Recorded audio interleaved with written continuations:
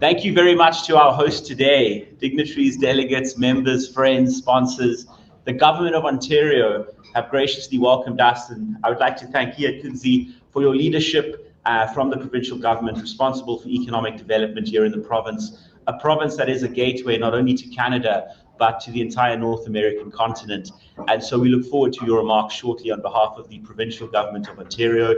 And of course, we have from our federal government, Director General Caroline Delaney. A warm welcome to you. And I'd like to call upon Paula Caldwell-St-Onge, Chair of our board, to introduce the Director General. And you yourself are a former Director General in the Government of Canada and now serving on several boards, including as Chair of our esteemed chamber. Paula, thank you. Thank you. Okay, well, good morning, everyone. Good morning and welcome to day 2, and thank you to the province of Ontario for hosting us in this beautiful location with a beautiful view that those of you online can't see, but it is nice. It's not snowing yet, so that's good. A quick introduction for my colleague, Caroline Delaney. She was our High Commissioner in Mozambique, but she also served with distinction in Afghanistan, thank you for that service, and also in South Sudan. She has had many roles in international development and foreign policy, mostly in Southeast Asia and in Africa. And now she is my former colleague, because I'm no longer the Director General, but she is now the Director General of Southern and Eastern Africa. And with that, I'd really like to welcome you and thank you very much for being here.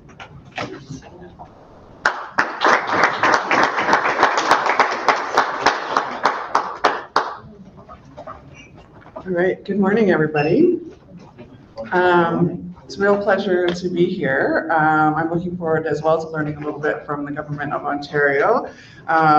Sort of government cooperation across different levels is always really important and an interesting opportunity to learn about each other.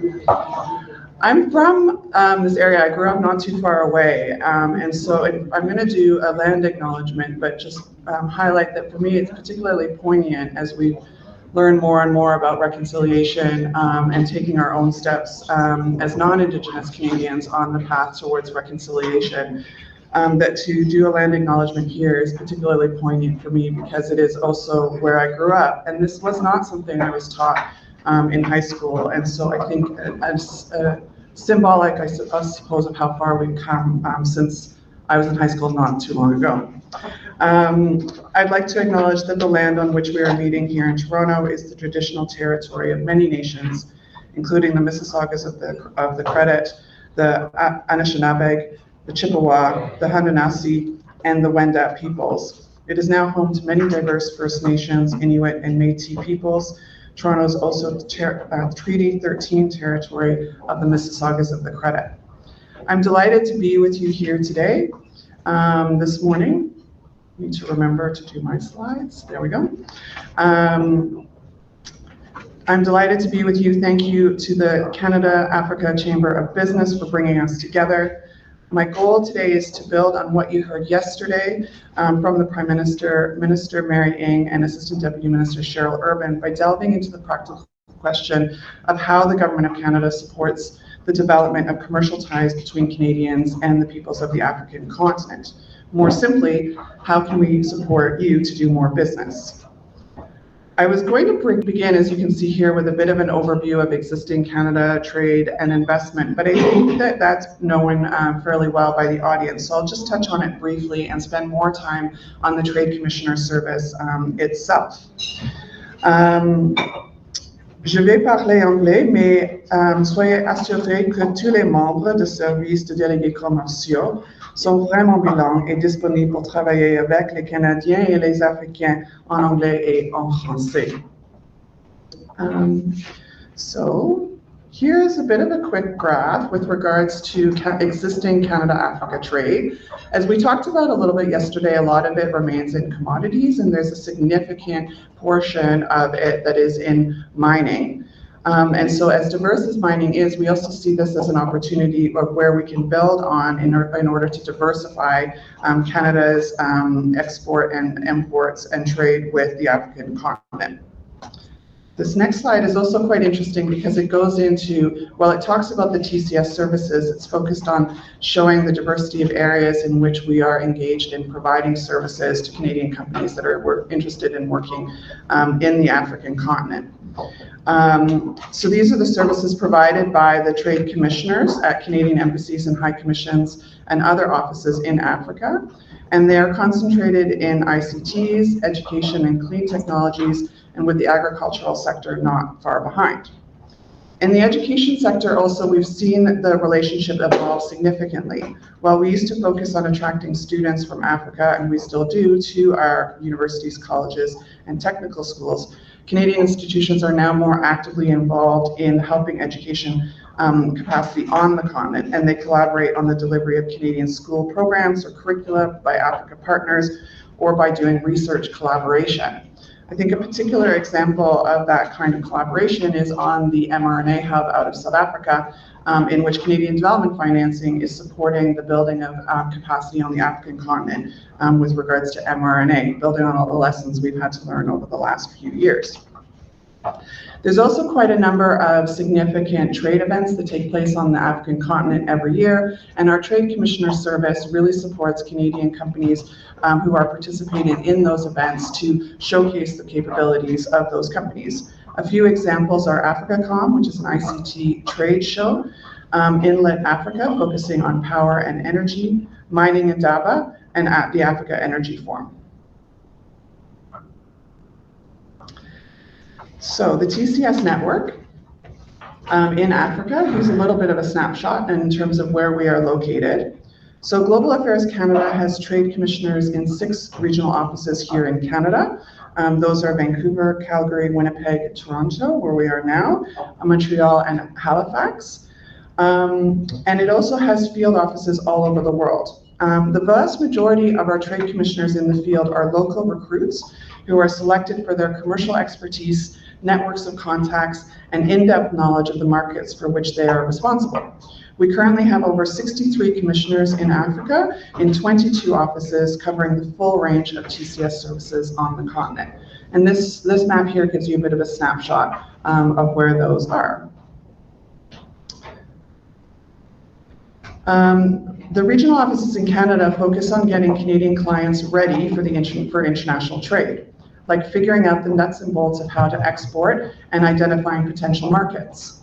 Once a client is ready to grow internationally and has identified a market, our regional offices will connect them with our offices abroad, which can share specific information and intelligence on those markets, including on areas such as social responsibility and the challenges and risks of working in particular markets.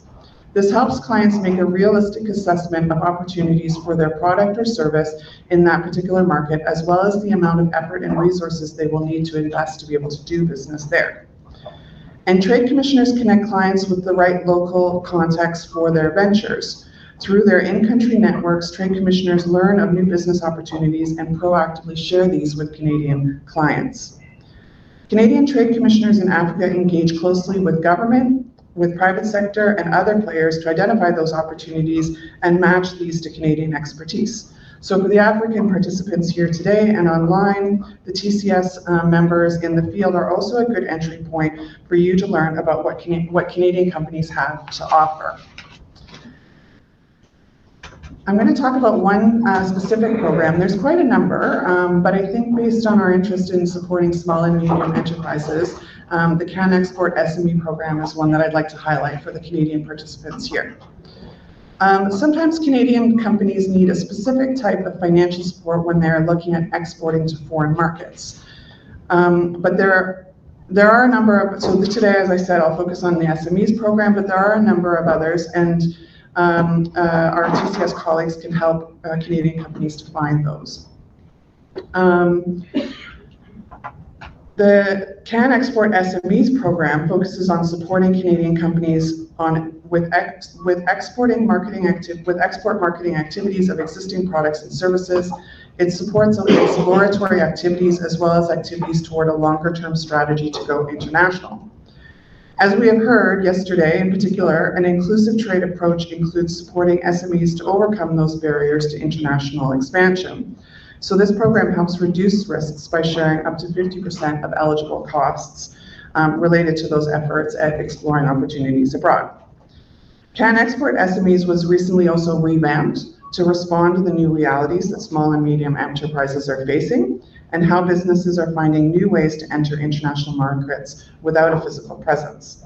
Some activities that Can Export SMEs can help pay for are gathering market intelligence, applying for intellectual property protection and certification in international markets, legal and business advice, search engine optimization, translation, adapting or creating market materials, and attending virtual trade shows, networking functions, meetings, or conferences like this one if you're watching online. An inclusive trade agenda also means tackling the specific challenges of women, Indigenous, racialized, young, LGBTQ, and immigrant business owners. We see a lot of opportunities for development of such business. As we heard yesterday, when everyone can participate in the economy benefits as well. In a few areas where we try to do this, although there's a lot more than I can get into today, we are negotiating chapters in free trade agreements to ensure that these include an inclusive trade agenda and have frameworks to help remove barriers. We also have TCS business delegations specifically targeting groups that face additional barriers in expanding to the international market. There's also funding available to those groups for their participation. And then there are targeted services and programs for those groups, as well as diversity champions in the regional offices who understand the contexts in which folks from these groups are facing when they're trying to expand overseas. As you can see, the TCS can also be a good avenue for Canadian companies to connect to a vast array of interlocutors involved in international trade, from all levels of government to business associations and academic interlocutors. If the TCS can't help you directly, we will refer you to partners that may have the expertise or the connections that you are looking for. I'm going to point out now Bill Matras, a Canadian Trade Commissioner, right here in the room. He's based here in Toronto. Of course, for the folks online, there's also officers all over the country. He and his colleagues can help you to better understand the types of service that the Trade Commissioner Service can offer to Canadian companies and to those looking to work with Canadian companies who want to do business abroad. But before you do reach out to the TCS, they've got a few questions that they've asked me to highlight for you in order to think about whether you're ready for that conversation. What is unique about your company, product, or service? Who are the end users of your product or service? Which country or regional market are you targeting? And how do you plan to enter the market? And when do you plan to visit the market? Thank you for here on this last slide, you can see all of the contact information, and also if you're interested in information about where we have trade commissioners overseas, you can Google Google Trade Commissioner Service Canada. Yes, and you'll get that information. There's a handy tool online with regards to putting you in contact with a Canadian Trade Commissioner. I'll leave it there. I'll leave the slide up so you can grab that contact information if you want it and say thank you very much.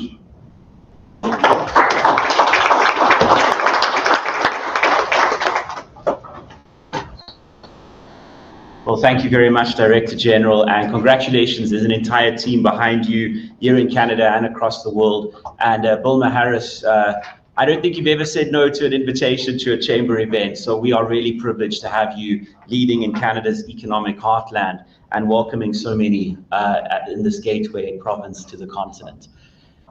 Ladies and gentlemen, we know that as much as we have our key Canadian partners who are enormously backed by the Government of Canada and the various related services, there are of course each of you who are African counterparts for engaging in business and delivering on some of the incredible opportunities that we've seen in the portfolio of projects across the continent. And so with that, we're moving to our next session on African Partners for Success, some of the key players. And it's my great privilege to welcome up Tozola once again, our business associate for the Democratic Republic of the Congo, as well as two key companies who are members of the chamber joining us today. I'd like to welcome up Sabine Kamuti, Kitu, welcome, Madame, and Gabrielle Chitende, Elephant Trade, welcome. Thank you so much for joining our panel.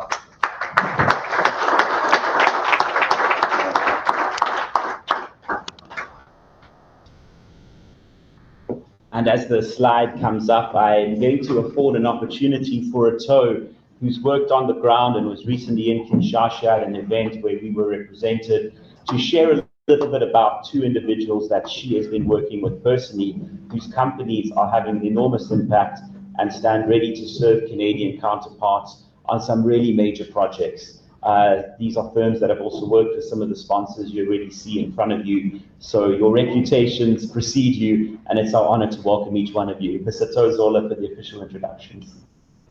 Good morning, everyone. I just want to introduce you, Gabriel Chidende, who is the Director General of Elephant Trade. And we have Sabine Kamikutu, who is also the CEO of Lambano Trade Services. And they will all introduce themselves and talk about what they do. I just wanted to provide you with a background. When I first, after so many years, after about 30 years living abroad, I went back to the DRC and I went to the province of the Lualaba, which is one of the provinces of the DRC. And I went and I was trying to mobilize the sense, talk about the chamber, try to get Congolese companies to join the chamber, and I came across Gabriel and Sabine, and I'm glad to. I wouldn't say it was easy to convince them, but they blindly, like, kind of trusted. It was a sudden. They just trusted me with all the information I provided them with, and it was incredible because they came on board and they directly started to get involved with the chamber, with everything, every event that that the chamber organized. They're always there. They're very mobilized and very eager to work with the chamber in order to tap into the Canadian market. So I will let them introduce themselves and talk about what they do. The DRC is a French country, so I will try to summarize whatever they will say. So I will try to provide translation, if you will introduce yourself. Oui, merci beaucoup, Ato.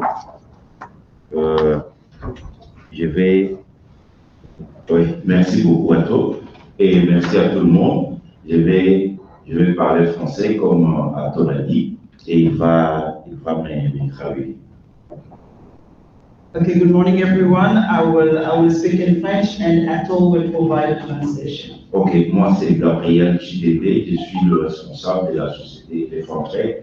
Elephant Trade, c'est une société, je dirais 100% congolaise, basée à Colombie et qui fournit la plupart des services dans les compagnies minières à Lualaba.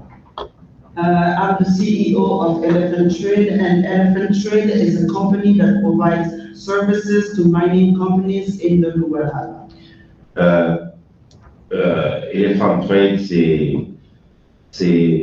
pour moi, c'est comme une aventure qui a commencé depuis le bas âge, mais aujourd'hui, je pense que j'aurai le temps de vous détailler un tout petit peu comment nous avons commencé jusqu'à aujourd'hui.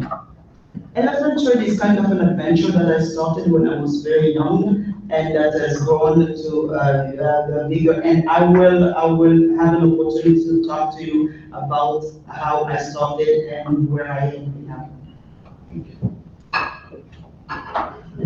Bonjour tout le monde. Oui.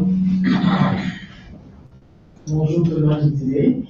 Moi, c'est Sabine Kamikutu, le CEO de l'entreprise Lambano Service. Je suis dans le mining service. Good morning, everyone. My name is Sabine Kamikutu, and I'm the CEO of Lambano and Lambano Services that provides services to mining companies as well. Dans beaucoup plus dans l'ingénierie. Donc, je suis beaucoup plus dans l'ingénierie et la construction. Sabine is mostly into engineering and construction. Oui, je dirais que avec mon esprit managériel, je ne suis pas ingénieur, mais dans mon équipe, j'ai engagé des ingénieurs appropriés pour accompagner ma société. Although I do not have engineering background, but I work with engineers in my company. Mais je suis marketeur de formation. Donc, ce que je disais, quand j'ai fait cette société, c'était vraiment comme si c'est quelque chose que j'ai pensé à ça. J'ai rêvé d'être un jour en train de diriger les gens qui ont ces skills et accompagner les miniers, parce que comme vous savez, en Afrique, il y avait des sujets tabous en parlant de l'entrepreneuriat féminin. As you know, in Africa, it wasn't easy for me as a woman entrepreneur. As you know, in Africa, it's a bit tough for a woman to engage herself in entrepreneurial business. So it wasn't an easy experience as a woman. Oui, donc je peux dire, j'ai commencé avec l'esprit qu'avait mon père à l'époque, parce qu'il était un mécanicien de talent et il est venu avec Toyota au Congo. Et l'esprit de mon père, je peux dire, l'esprit de mon père là, j'ai pris ça pour aller de l'avant, commencer là où lui il s'est arrêté. My managerial experience came mostly from my dad because I started. My background is in marketing. It's not in entrepreneurship, and I really caught it from my dad. I got that entrepreneurial spirit from my dad. Aujourd'hui, je suis à un certain niveau parce que j'ai commencé à zéro et je suis à un certain niveau et j'avance avec le service dans la ligne. As I started very young, now I am advancing in this adventure as a woman in the mining business, starting from the ground up. Ok. Je voulais parler un tout petit peu de mon pays, la République démocratique du Congo, et précisément la province de Lualaba, là, qui est la province minière de la RDC.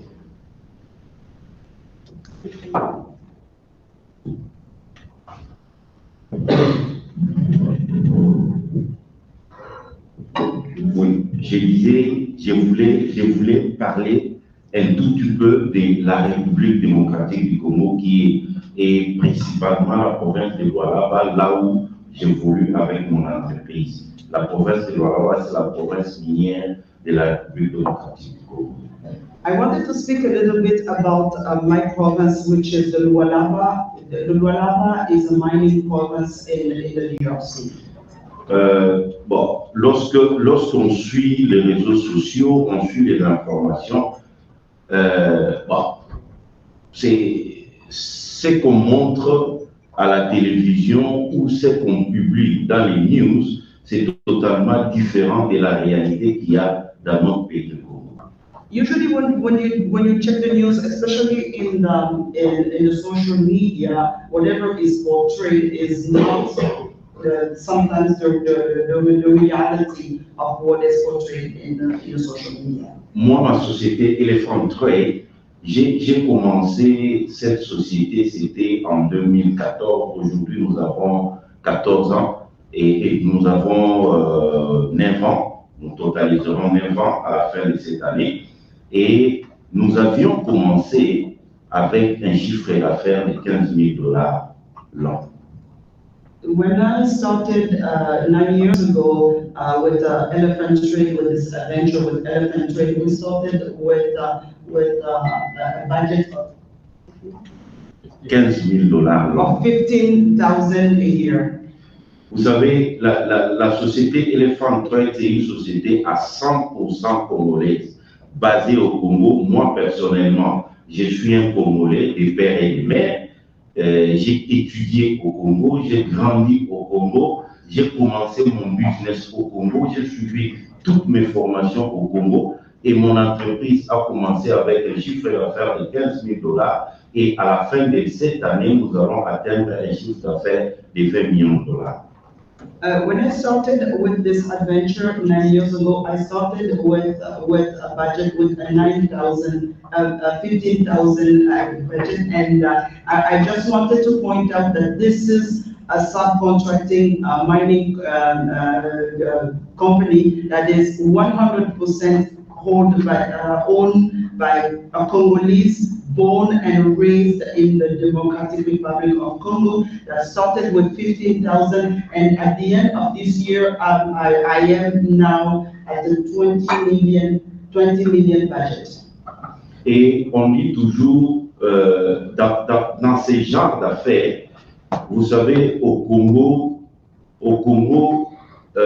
notre gouvernement subit une forte pression de la population. Quelqu'un qui veut commencer une affaire, il demande toujours au gouvernement. Quelqu'un qui veut commencer une entreprise, il demande toujours le soutien du gouvernement. Et nous, pour réussir, nous avions tout simplement contourné cette histoire-là. Nous nous sommes dit, au lieu de dépendre du gouvernement, nous devons d'abord commencer par dépendre de nous-mêmes. In the DRC, the government is in such pressure that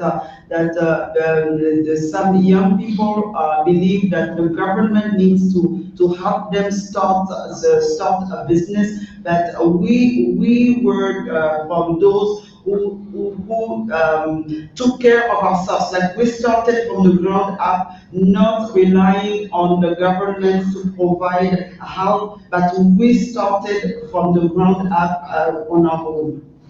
Depuis que j'ai commencé ma société, je n'ai jamais reçu un financement du gouvernement ou d'un partenaire extérieur. Nous avons commencé depuis le début, comme j'ai dit, avec un chiffre d'affaires de 15 000 $. Et à la fin de cette année, nous allons atteindre un chiffre d'affaires de 20 millions de $. Tout ce que nous avons utilisé, c'est le sérieux. Nous avons mis le sérieux dans notre façon de travailler. When we started this adventure, we didn't go to the government to request funds from the government, and all we had to put was a serious mindedness to try to manage, to strategize in order to advance this adventure we were on until we now have reached a budget of 20 million.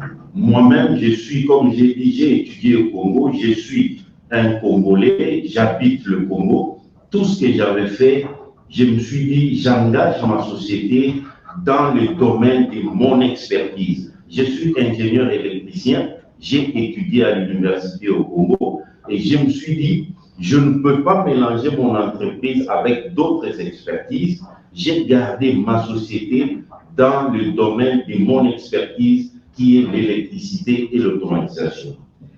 I grew up in the Congo, as I said, and studied in the Congo, the University of the DRC. We didn't rely on investment, on outside investments. I'm talking about something that we invested ourselves in our skills. And as I am in my background is in electrical engineer. I'm an electrical engineer. I just put my skills into practice without any outside investor, any foreign investors. It was only our investment.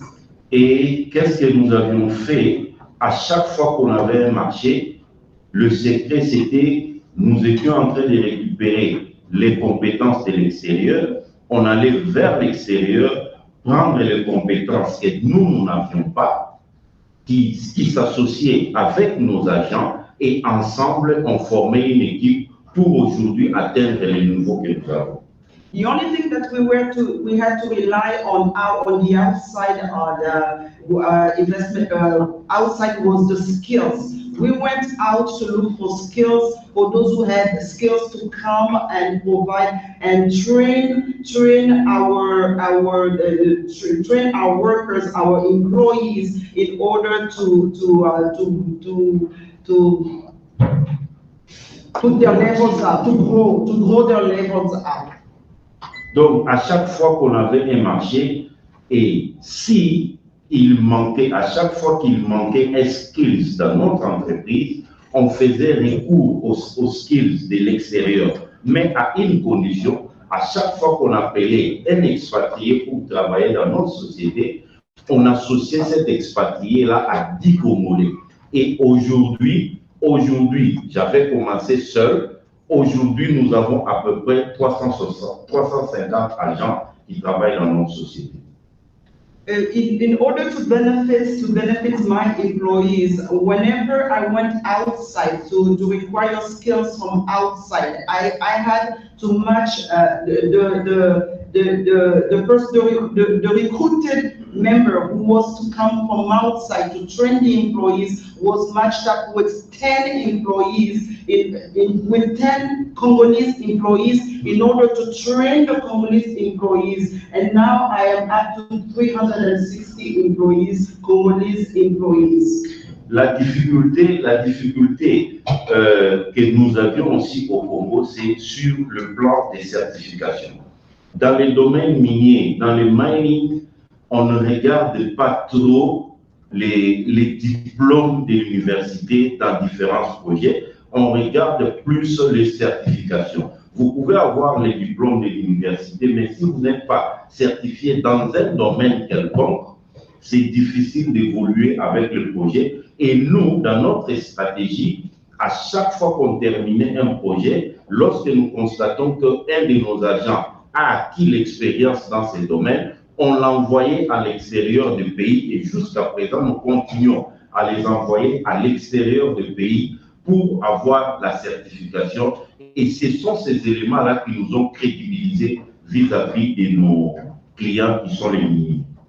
The only obstacle that we are currently experiencing is with respect to certification. Whenever, like in the mining industry, we know it's all about skills, the skills you have.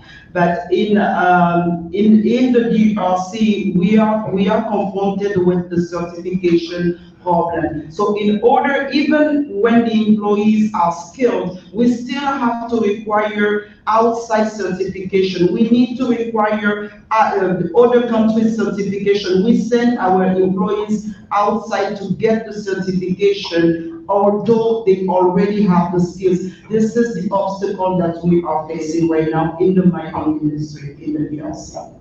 Et ça, c'est sur le plan des skills. Mais on a eu aussi un problème, c'est sur le plan financier. C'est comme j'ai dit au début, la société a commencé avec un chiffre d'affaires de 15 000. Et aujourd'hui, si nous atteignons le chiffre d'affaires de 20 millions de dollars, parce que nous sommes contentés de nos moyens, nous avons mis en profit le petit moyen que nous avions. Well, as I mentioned to you earlier, that the investment is also one of the obstacles. Like I started with 50 million and 50,000, and now I'm with 20 million, but funding still remains a problem in the DRC. Donc, lorsque on a commencé avec Elephant Trade, nous ne sommes pas allés vers la banque. C'est la banque qui est venue vers nous pour nous proposer ces services.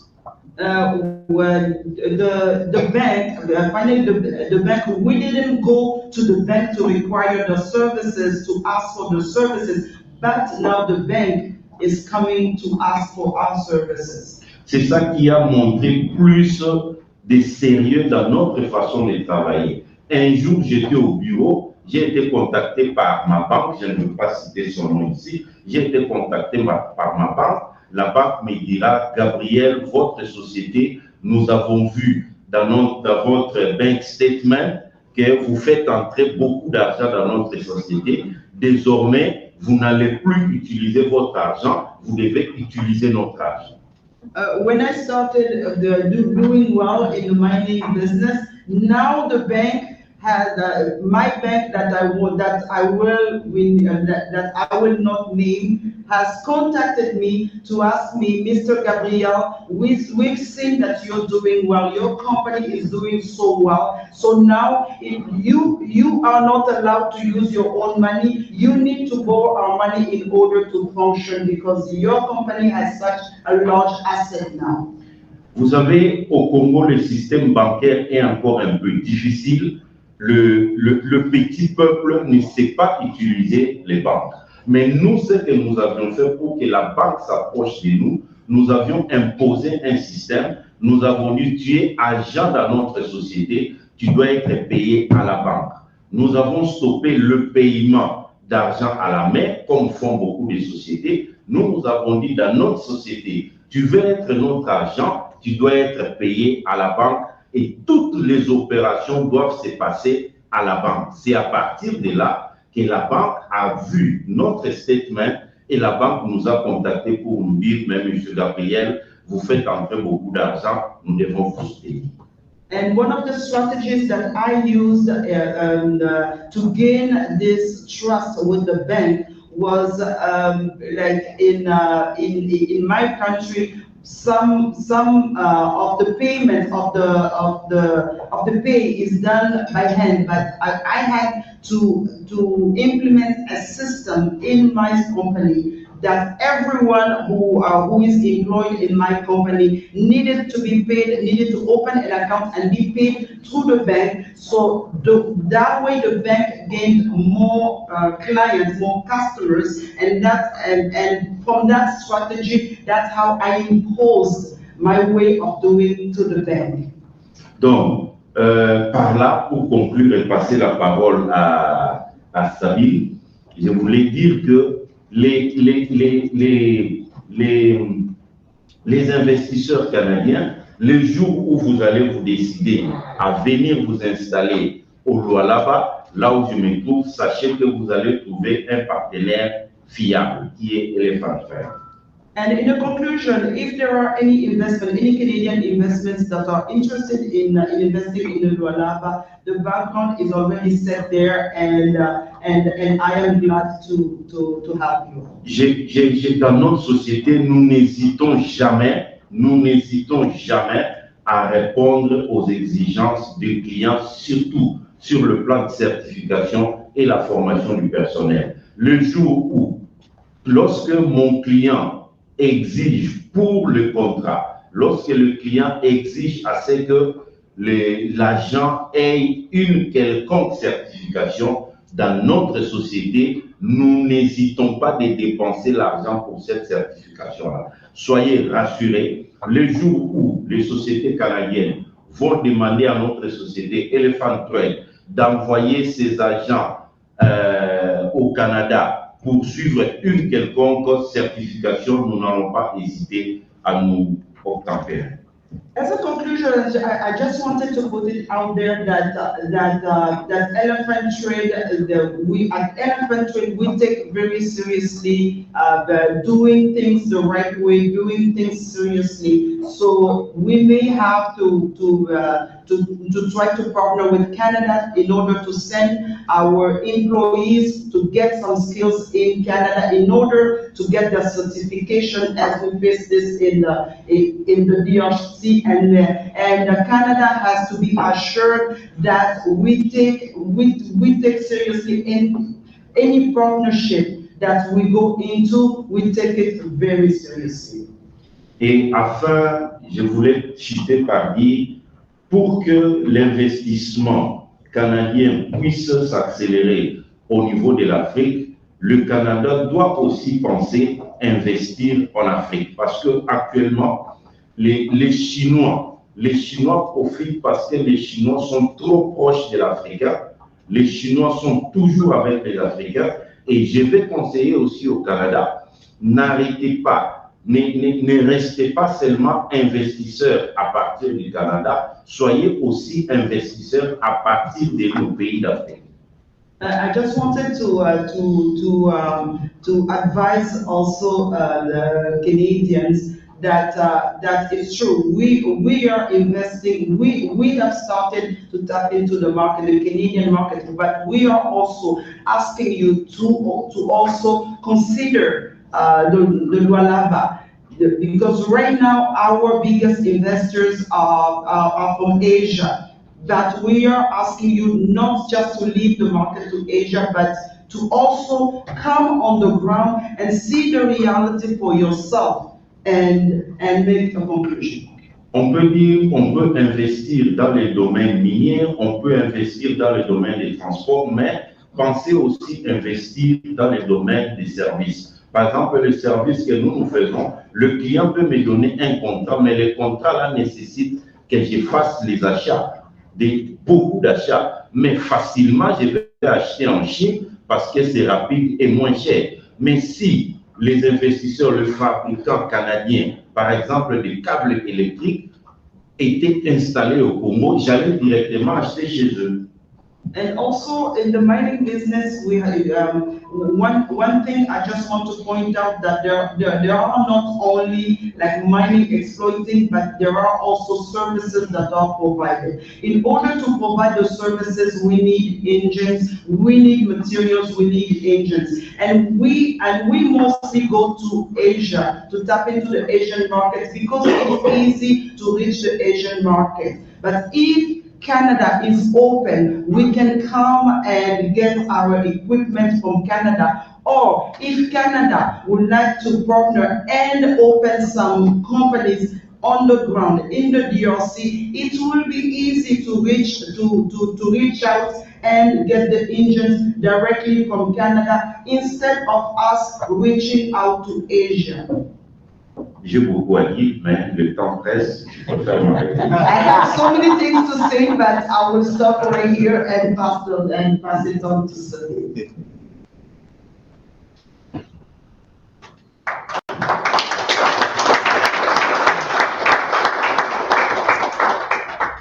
Oui, je réponds à ce que je disais.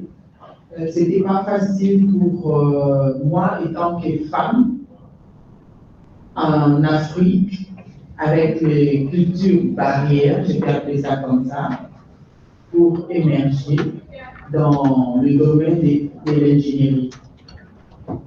Ce n'était pas facile et en engageant les gens avec des skills qualifiés, donc expérience vraiment qualifiée, on a commencé le business parce que nous ne voulons pas faire à tout le monde. On a voulu faire des choses comme dans les standards OIM. On a voulu marcher dans les standards de OIM, donc on a voulu marcher et prouver dans notre secteur de quoi on était vraiment capable. As I started, as I told you, as a woman in an African culture, and moreover in the mining business, it wasn't easy for me. So the standard was pretty high. So we had to work and match up to that standard.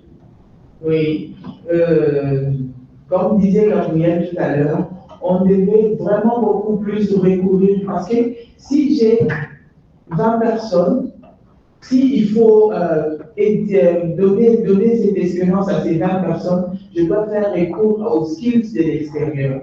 Maintenant, c'est ces skills-là, c'est le monsieur de la personne, l'ingénieur en question qui vient chez moi, qui fait le transfert des skills. Et ce n'est pas facile en termes de financement.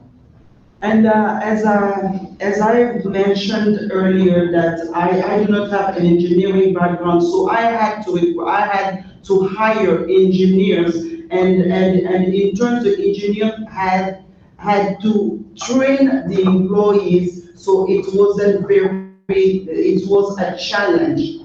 Oui, c'était vraiment un challenge, comme elle vient de dire tout à l'heure, c'est quelque chose que nous avons tellement besoin de ça et avoir autant des ingénieurs dans ta société, il faut vraiment fournir beaucoup d'efforts. Il faut vraiment aller à l'extérieur. Il faut vraiment. Donc, nous avons besoin de quelque chose qui va nous aider à avoir les skills sur place. Et c'est pourquoi vous voyez à tout moment, on était obligé d'aller recourir à l'extérieur et surtout la certification qui n'est pas admise quand tu le fais sur le Congo. Les transferts des skills, même si quand tu termines de faire les transferts des skills de l'ingénieur qui est de l'extérieur du pays, quand il vient sur place, il fait les transferts des skills, les documents qu'on va donner au Congo là, ça ne pèse pas, donc je vais dire ça. Il faut que la personne aille à l'extérieur pour avoir des formations de l'extérieur et venir avec des documents de l'extérieur. C'est pas facile pour moi. I have to emphasize on what Gabriel has said regarding certification. Quite often we have to go out or on the outside, look for the engineers from the outside in order to come and train the employees, and then we need, and even when they come and train them, the certification that they get on the ground are not even valid. They don't match up to the standard. So very often the employees have to travel abroad to go get the certification. So this is a huge challenge that we are facing. Et comme j'ai choisi l'engineering, donc j'ai fabriqué les pièces, j'ai copié les pièces par rapport aux échantillons et aux dessins du fabricant. Donc j'ai copié par rapport au dessin et par rapport à l'échantillon. I'm mostly what I do is in manufacturing. We manufacture the equipment. Je disais des spare parts. I make it the spare parts. Mon anglais n'est pas bon, mais je vais dire comme ça parce qu'elle n'a pas compris. I make the spare parts. It's the drawing or it's the sample. Yeah. Maintenant, c'est pas du tout facile. C'est pas du tout facile parce que quand je le fais, et souvent quand je le fais, je regarde l'original et ma copie, il n'y a pas de différence. Well, whenever I match the parts, whether it's my copy or the original, there is not such a difference. Just to tell you that the skills are there. Oui, quand j'ai parlé ici de continuité de mon histoire, la continuité de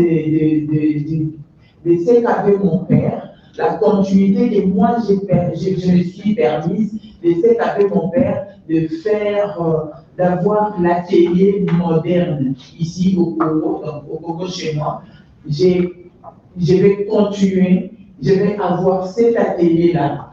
J'ai commencé de zéro à quelque part. C'est vrai que je n'irai pas trop loin sans l'aide extérieure. Moi, j'ai dit ça comme ça. Donc, maintenant, là, il est temps pour moi d'avoir l'aide extérieure pour arriver à faire mon atelier en bonne et due forme.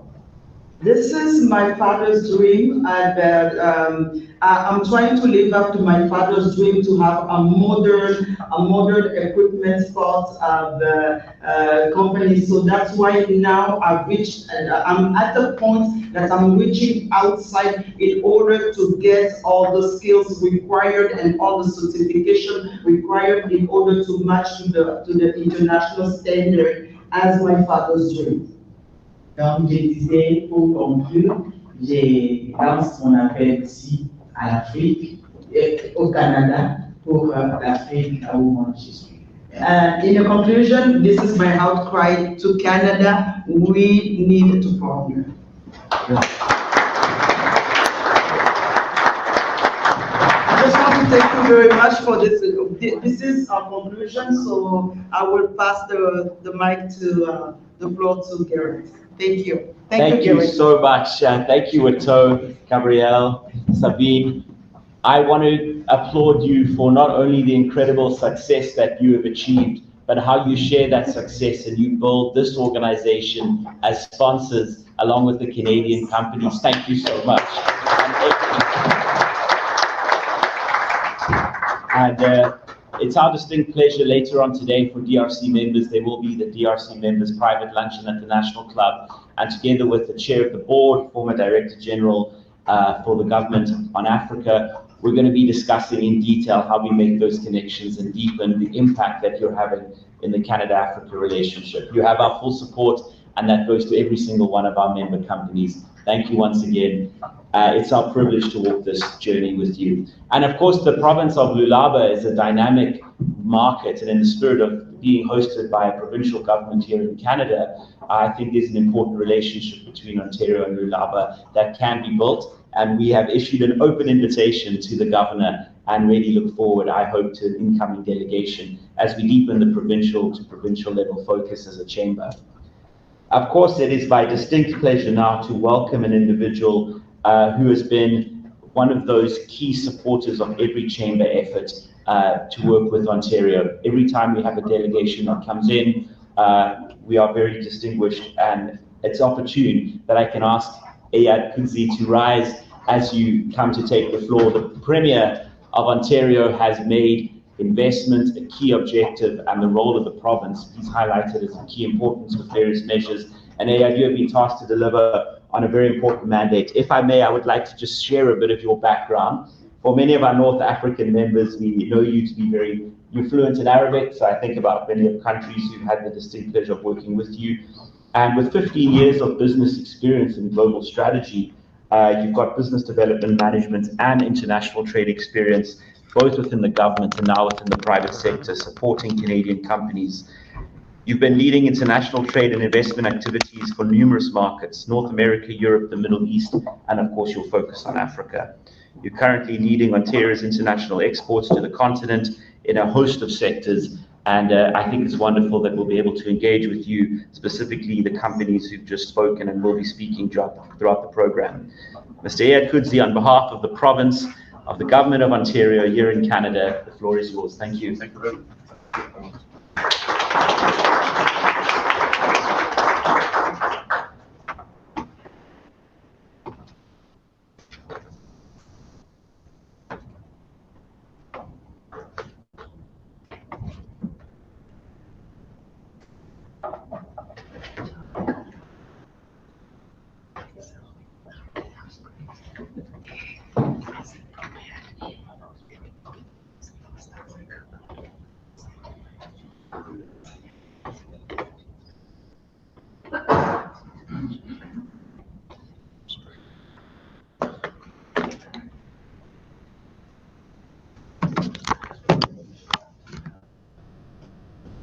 Thank you, Karen. Good morning, everyone. Good morning, Your Excellency, our distinguished guest. And first, I would like to thank Canada-Africa Chamber of Business for their great support. Gareth, Wayne, you guys are really fabulous.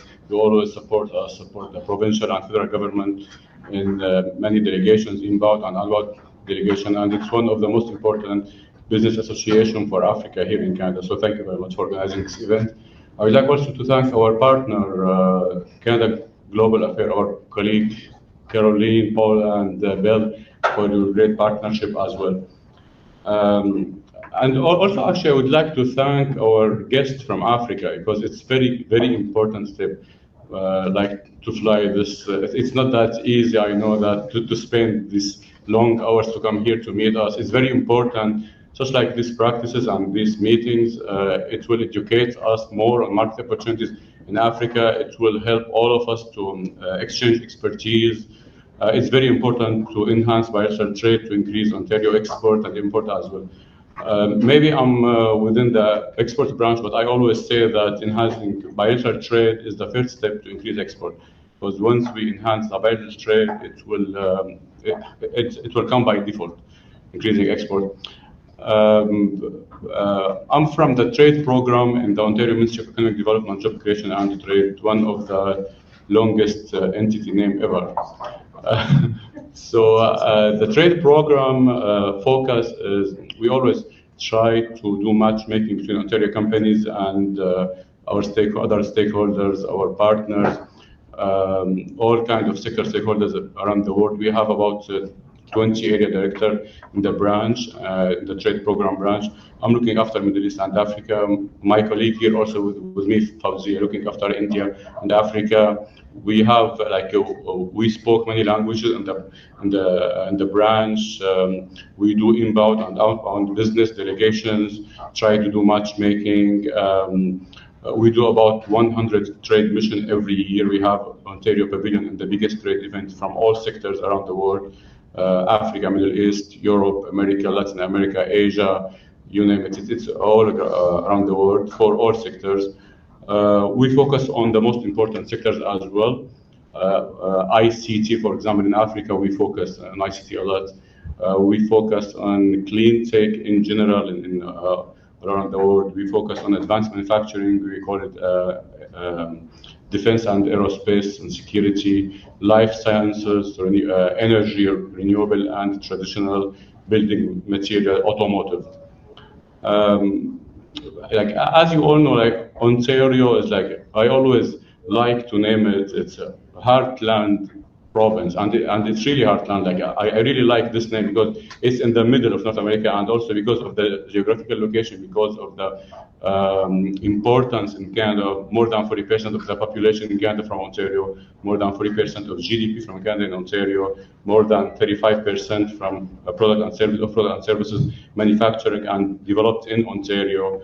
Ontario is the second largest automotive cluster in North America after Michigan, and I guess maybe within 2-3 years, hopefully we will be maybe the first automotive cluster.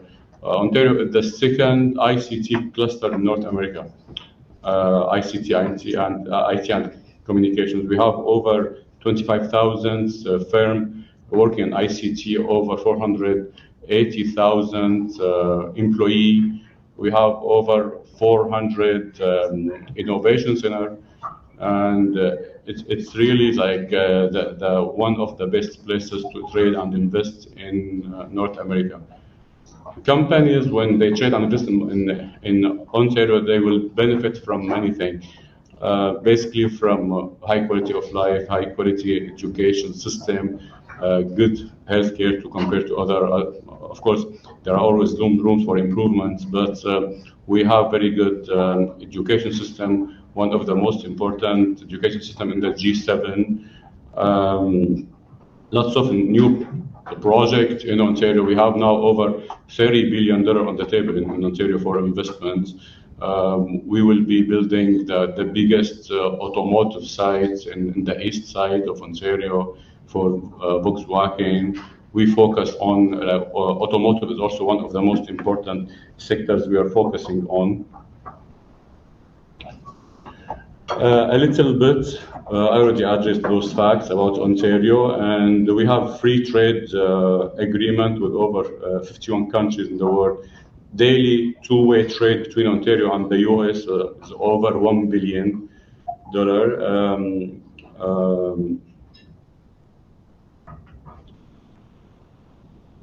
Ontario combined federal and provincial corporate income tax is one of the very competitive state or province in North America. See here, for example, Ontario is 17.5%, is one of the lowest taxation system, and which encourage companies to trade and investment in Ontario. We have over 55,000 graduate students in science, technology, engineering, and mathematics every year. So companies, by trading and investing here in Ontario, they will have access to really very high education systems, very qualified people. We have extensive co-op and internship after postgraduate universities. Regarding clean tech energy, 94% of electricity in Ontario from clean sources, 35% from hydro, wind, solar, and more than 60% from nuclear. As I mentioned, we're focusing on many important sectors. For example, aerospace. 75% of Canadian aerospace product exported to 186 countries across 6 continents from Ontario. We generate over $2 billion for export of aerospace product. 3 of the top global landing gear companies producing core major component in the world, they have branches in Ontario. ICT, as I mentioned, we have over 400,000 employees with over 48 billion contributing in the GDP annual in the IT sector, IT and communications. Automotive, as I mentioned, are the second largest cluster. Life science also, life science, Ontario is very important. Life science is a very booming sector in Ontario. We generate over $65 billion as annual revenue for life science product, healthcare, pharmaceuticals, over 1,900 life science firms. So like we are focusing really on the most important sectors here, and we always try to assist Ontario companies to do the matchmaking with other stakeholders. We work with all government levels, with the federal level, with the city. We always work as partners together to help Canadian companies, Ontario companies, and also to help foreign companies to do matchmaking with Ontario companies. So it's a great partnership between all government levels. And just I have brief here on the this year 5 missions to the Middle East and Africa. When we go to the Middle East, we don't target only Middle East. We mean Middle East and Africa. We've got the biggest trade event usually in these regions. It's in Dubai, in South Africa. In South Africa this year, we started AfricaCom since 2017, and we achieved great success stories. We have every year pavilion, and we partner always with the federal government, with the High Commission Services, Trade Commission Services in South Africa. AfricaCom is the biggest ICT event. Every year there will be about 30 or 40 Canadian companies, half of them from Ontario, and they achieved great success stories. I remember like there are many companies, they joined with me in 2017 with 5 or 6 employees, and now they ended up with more than 200 employees just when you took them to AfricaCom, and then they expanded in Africa and the Middle East. When we go to the Middle East, as I mentioned, we target all African countries because we ask all Ontario companies to meet with stakeholders from Africa, coming from Africa. This year we will have Clean Tech, Water and Clean Tech event to Whitex Dubai. Whitex also is one of the biggest clean tech event, Water and Clean Tech event in the Middle East. In the last 3-4 years, our companies, Ontario companies, also had lots of partnership with African companies coming to Whitex. We are going to GITEX this year. GITEX is the biggest ICT event in the world now. It was the 3rd biggest, but last year it has more than 300,000 visitors. So it became the biggest ICT event. It's in Dubai. We're going next week with big delegation from Ontario. We have already set some B2B meetings with some companies in Africa related to ICT sectors in GITEX. We have life science missions to Arab Health, also in 2024, January. It's the biggest life science event in the MENA region. We have aerospace missions to Dubai Air Show also next month. So we are doing lots of activities. We hope to increase also those outbound missions to Africa. We always consider let Africa. Some events we participate in as Ontario Pavilion. Other events we usually support our companies, promote those events to go there, even if we don't have official pavilion there. But most likely the biggest trade event, Canada has official pavilion by the federal government. We work closely with our colleague trade commissioners everywhere. And every year we have about 4 or 5 domestic events for Africa here in Toronto. Webinar, seminar, conference. Last year we had for cybersecurity, for artificial intelligence. Artificial intelligence is very important sector. By the way, the godfather of artificial intelligence is from Ontario.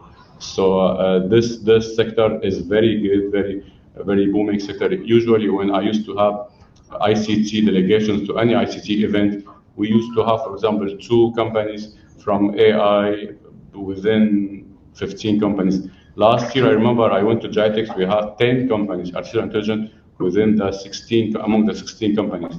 participating at Ontario Pavilion at GITEX. So artificial intelligence is very good, very important sector. And I would like just to mention that, again, that we work with all government level, work with all business association, and any entity, any jurisdiction would like to trade and invest in Ontario. You will be receiving open arms for all kinds of services. As we support Ontario companies, we try to support foreign companies to do this B2B meetings, to do this matchmaking. And I don't want to make it longer for you guys. Thank you very much. And as I mentioned, if you need any help in the Middle East or Africa, please reach out to me or to my colleague Fauzia, also for India and Africa. And thank you very much.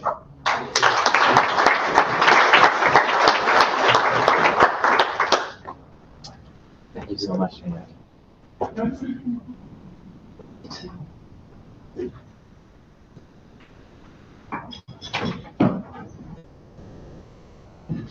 Thank you very much, Iyad. And one little observation, I noticed your title is the Area Director for the Middle East and Africa, and I think if everybody in the room is in concurrence, we would flip that to Africa and Middle East. We've had the pleasure over the last 5 years of hosting a big delegation here from Ethiopia in Toronto with Waffle Marketing. I know they're online watching us, so we've got a big video for you. But first, I'd like to call on the ambassador, Fitzan Makariga, from Ethiopia, who's with us today, to say a few words. Your Excellency.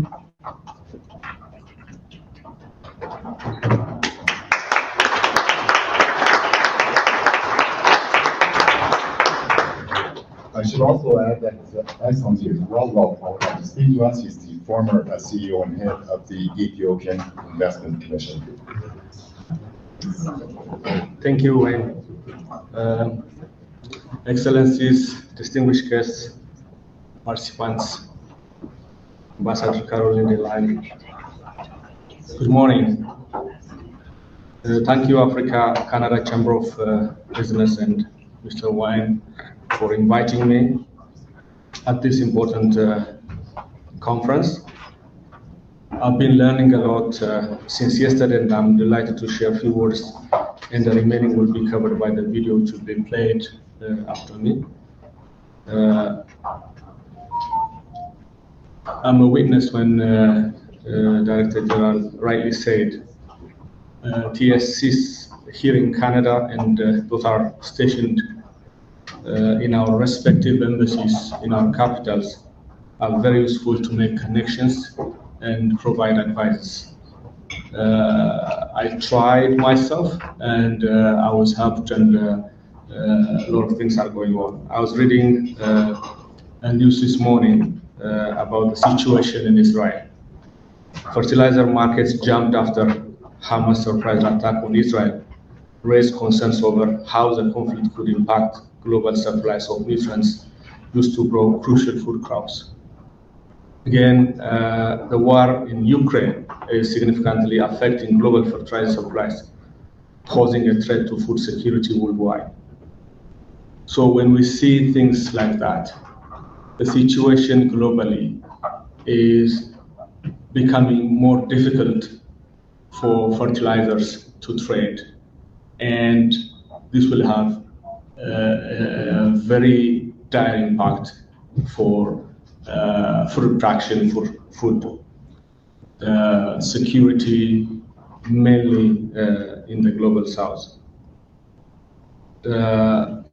Ethiopia possesses vast potash reserves exceeding 4.2 billion tons, with a significant unmet demand for fertilizer and plant nutrients within the country.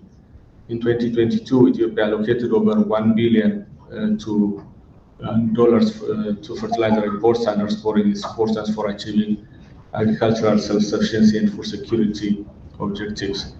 Ethiopia is actively pursuing strategies to diminish fertilizer imports and attract investments to bolster domestic production and exports.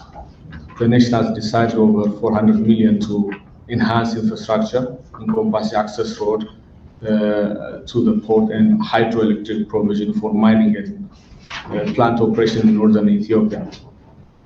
The Ministry of Mines is resolutely dedicated to facilitating and expanding potash investment and development, complemented by various investment incentives. Ethiopia has faced a series of global challenges, including the impact of COVID-19, internal conflict, migration, climate change-related issues, predominantly drought. Despite these challenges, Ethiopia has displayed remarkable resilience. Ethiopia achieved its most significant wheat production today and has become a notable exporter. Moreover, Ethiopia has made significant strides in rice production and continues to experience the fastest economic growth on the African continent.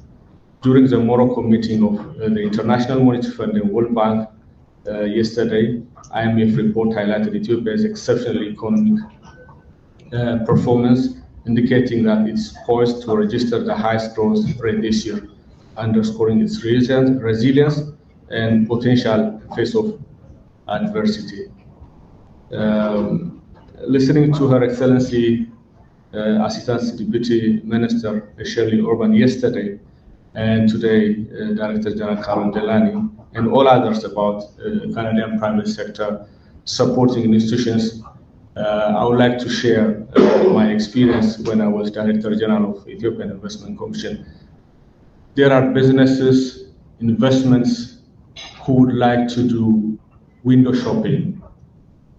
What I mean by that is they want to invest in Africa with the mentality they have back home, with problem-free, bureaucratic-free, hassle-free services. We may say that, but naturally that doesn't exist. In 2017, I was working with a group of investors who want to do big investment in textile and apparel in Ethiopia. Around 25 of them came together, and they were asking different institutions, and they were getting different answers. They were confused. So we told them, we are the only institution that will provide you information and will make sure we'll be serving you as a one-stop shop. And with the support from different international organizations, we strengthened the institution which I was leading, and we were able to provide information and other services.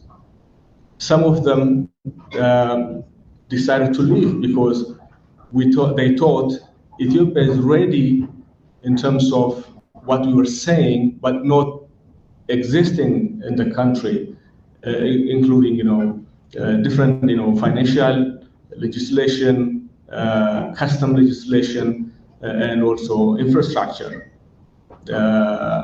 So the place they want to invest, the city, is called Hawassa. There was only 75 megawatt of energy, and the total investment, the combined investment was needed around close to 75 megawatt energy. So we had to build in from zero. We had to work together.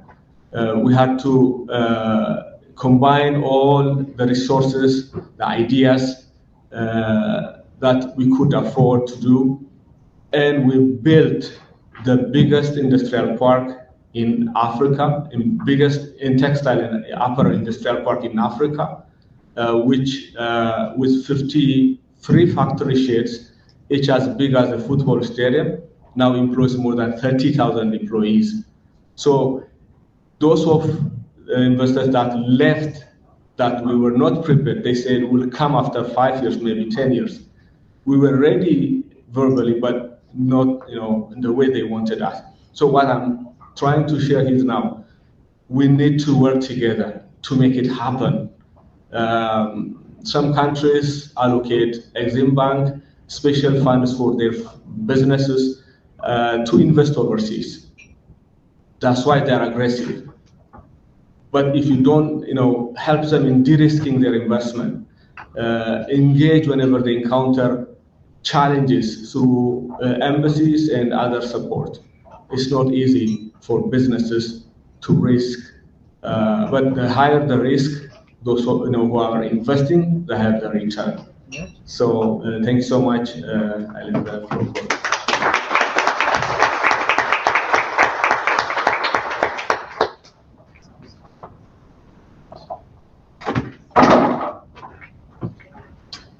And at this point, we're bringing up the video, which is, I think, an excellent compilation of the visuals behind some of what has been described and the opportunities in the country.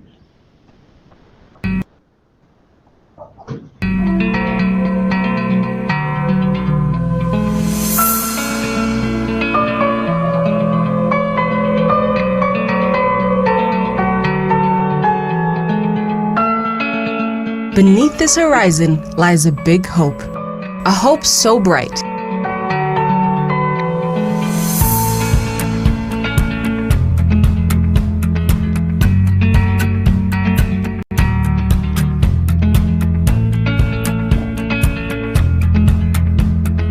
A horizon with multiple incredible aspects that compel the world to take a look.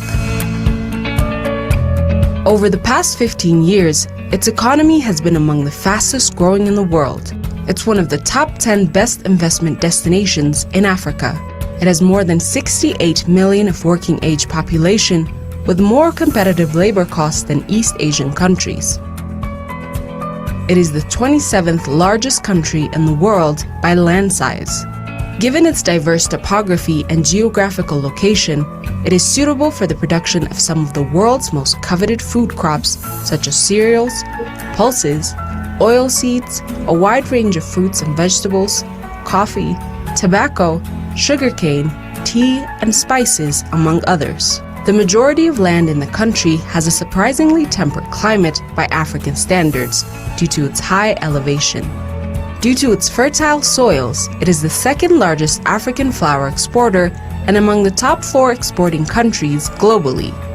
It is also among the biggest producers of coffee worldwide and the 3rd largest producer of Arabica beans in the world. And lately, trying to open up its economy. You may wonder where this country is. This is Ethiopia.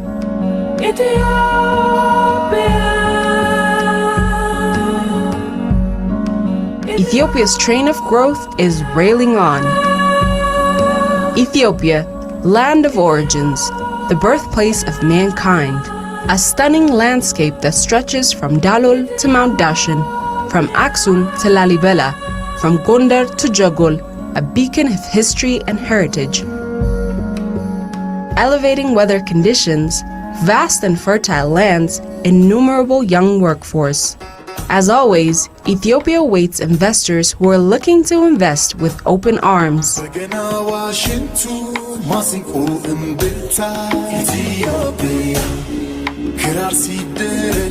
Investors who are interested in investing have numerous fiscal and non-fiscal incentives and opportunities to look forward to. Exemption from corporate income tax up to 10 years depending on the sector engagements. Additional 2 to 4 year exemption for industrial park enterprises with at least 80% export or input supply to exporters. Again, additional 30% deduction for 3 consecutive years if investment is in underdeveloped regions. Exemption from income tax up to 15 years for industry park developers.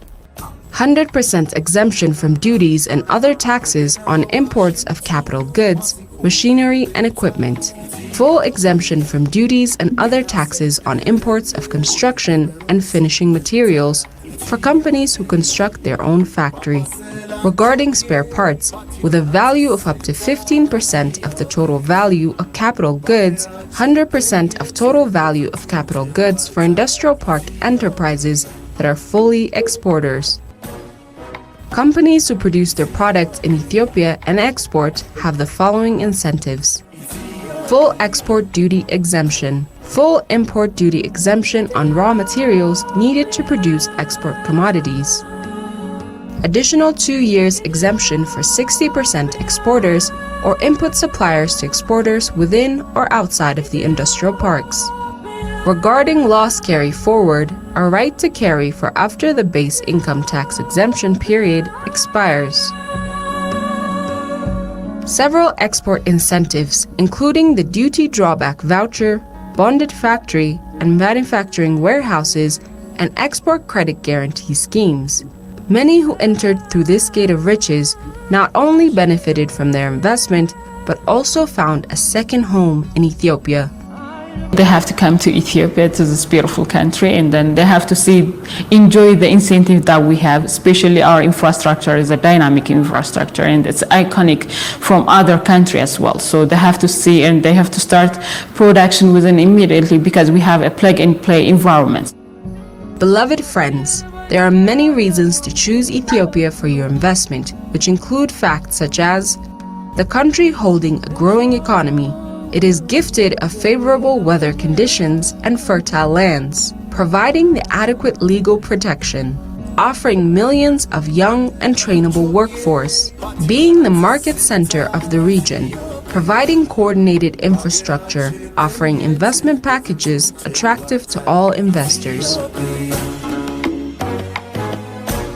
The Ethiopian government also provides its unwavering support, which is another fact that shall convince you to choose Ethiopia for your next investment. Investors from several different countries have taken advantage of these investment opportunities and invested in Ethiopia.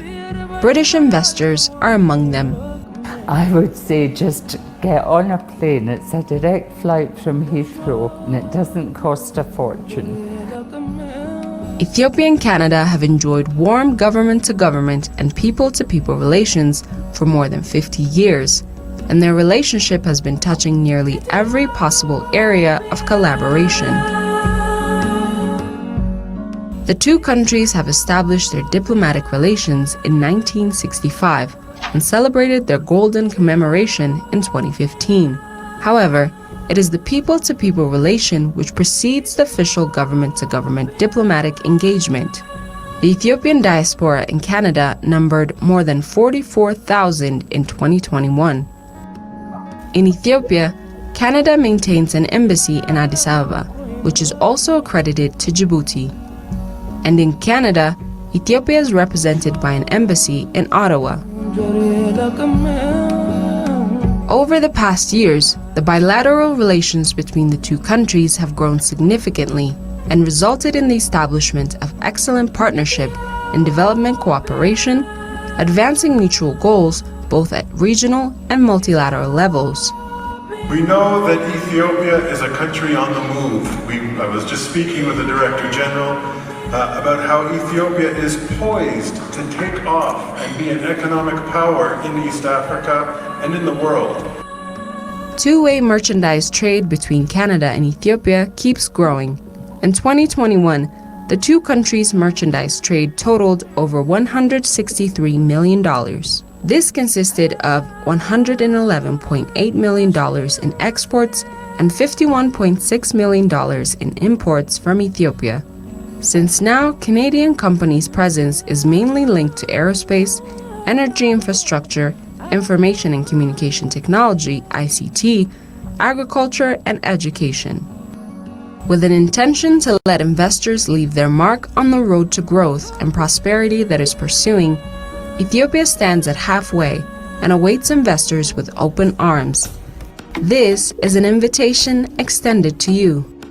On the other hand, Ethiopia is transferring huge government institutions into private hands, partially and in whole, so as to open its doors for those investment partners who would like to engage in providing different options.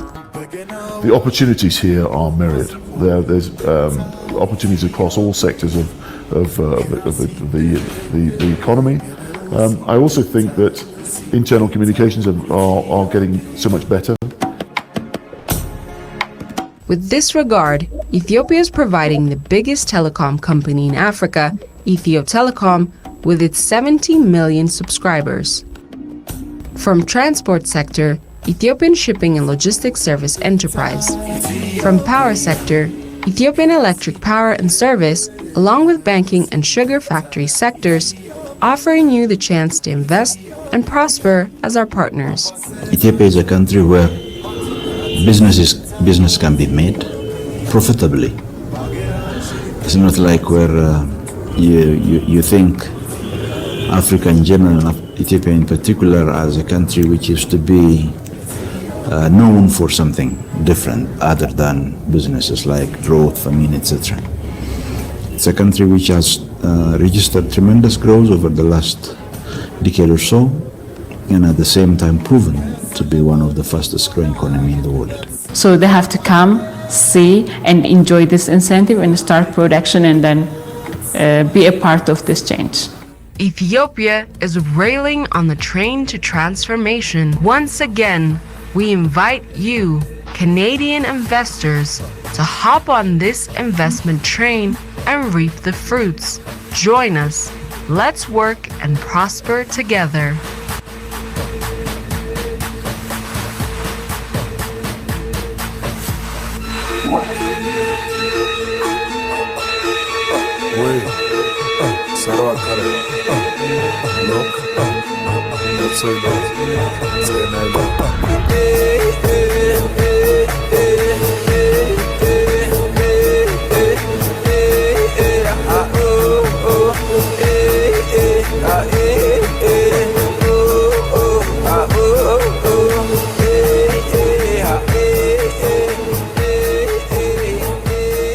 What a brilliant video, and having joined the Canadian, congratulations to all concerned. It was very powerful to see some images from the Chamber's last delegation to Ethiopia, where we got to witness some of those projects and see the opportunities. We were joined there by one of our Canadian ministers, and certainly as we look toward future events, we've discussed Kenya, we're discussing DRC, we're discussing Zimbabwe, and it's very apt that we now move to the Federal Republic of Nigeria, another country where I've been greatly privileged to spend time. And to kick off the next session as we turn our spotlight, I'd like to welcome from the High Commission of the Federal Republic of Nigeria to Canada, live from the nation's capital, His Excellency Adesina Asekun, a wonderful and well-known personality, not only in Ottawa, but across the country. His Excellency is a seasoned business professional. I know he brings his background in banking globally to much of the work that he does. His marketing experience as well has seen him work with several major firms around the world. He achieved his MBA from the university, the California State University, and began his career in the private sector, before the calling to serve his country in the public sector, which of course he has done with distinction. Your Excellency Asekun, I'm so sorry we don't get to welcome you in person as planned, but you of course are regular with us, so it's wonderful to have you joining live from Ottawa. May I check if you are with us online live? I'm here. I hope you can hear me, Gareth. We can, loud and clear. Your Excellency, over to you to kick off the official Nigeria Spotlight session. Thank you very much. I'd like to say what a pleasure it is to be able to take part in Accelerating Africa 2023, albeit virtually. I send greetings from the beautiful city of Ottawa, the federal capital. Before I go ahead to talk about Nigeria, I'd like to acknowledge the very fine work that the Chamber is doing under the leadership of Paula Caldwell St. Onge and my dear friend Gareth Bloor, the president of the Chamber. So I'll be talking about Nigeria for the next 20 minutes, and I'd like to share some things which give an insight as to the kind of prospects and possibilities that exist for Canadian businesses who want to do business with us in terms of trade and investment. I'd like to take the liberty of sharing a screen so that I can share my slides and talk through them. So please bear with me as I go through that process. And as His Excellency does that, everyone who is live is able to see the slides. We're just having it crossover so we can see it in our room as well. Excellent. Can you please confirm that you can see the screen? Yes, sir. Thank you. Thank you. So I'll be sharing about trade and investment, people, partnerships, and policies. And I'll move through this as quickly as I can, given the time available. Thank you. So first of all, as we talk about Nigeria, Nigeria has a population of about 225 million people. It's currently the largest population in Africa. and the 7th largest in the world. Expected population growth it should be the 3rd largest population in the world by 2050, according to the World Bank. And I'd like to point out that 60% of the population falls within the category that we call youth. The administrative capital of Nigeria is Abuja. We have 36 states and 774 local government areas. Nigeria has about 371 ethnic groups, and so therefore the official language is English, which I think makes a lot of sense, all things considered. We have a total landmass of 923,768 square miles, and of that 910,768 it would be water. The coastline is 853 kilometers. The climate is equatorial in the south, tropical in the center, and arid in the north. The president is His Excellency Bola Ahmed Tinubu, who was voted into office on the 29th of May, 2023. Our political system, I'd like to say that we've had over 20 years of unbroken democracy, and we've had a situation whereby we've handed over government from one administration to another seamlessly since 1999, and we hope that will continue. We departed from a Westminster-style parliamentary system to a presidential system, which is similar to what you have in the United States, whereby you have the executive, the legislation, and then the judiciary. Now, looking at an economic overview, Nigeria is Africa's largest economy with a GDP of almost 490 billion US dollars. And the GDP represents 0.21% of the world economy. Nigeria has the largest available arable land in the world, most of which is uncultivated, so it has the potential to be an agricultural powerhouse. Among the diverse crops grown in Nigeria include cocoa beans, granules, yams, cassava, oil palm, maize, rice, sorghum, rubber, soybeans, bananas, and ginger. Nigeria has the potential to develop a very successful livestock subsector. Nigeria has 44 solid minerals available in proven commercial quantities, including gold, iron ore, lead, zinc, barite, tantalite, bitumen, and coal currently in focus. Mining, however, contributes less than 0.1% to Nigeria's GDP. Nigeria has the 8th largest gas reserves in the world, the 11th largest crude oil reserves in the world, and internet penetration of about 55.4%. We have an abundant workforce, an abundant labor force of over 100 million people. It's the largest in Africa, one of the largest in the world, and they are skilled and trainable, which makes it very attractive from that point of view. Now, some of the challenges, like any other nation, Nigeria is plagued with several challenges which are not peculiar, but are worth mentioning. Some of them are insecurity and a measure of insurgency, terrorism, corruption, and an inequitable distribution of wealth, and unemployment, which is really quite high.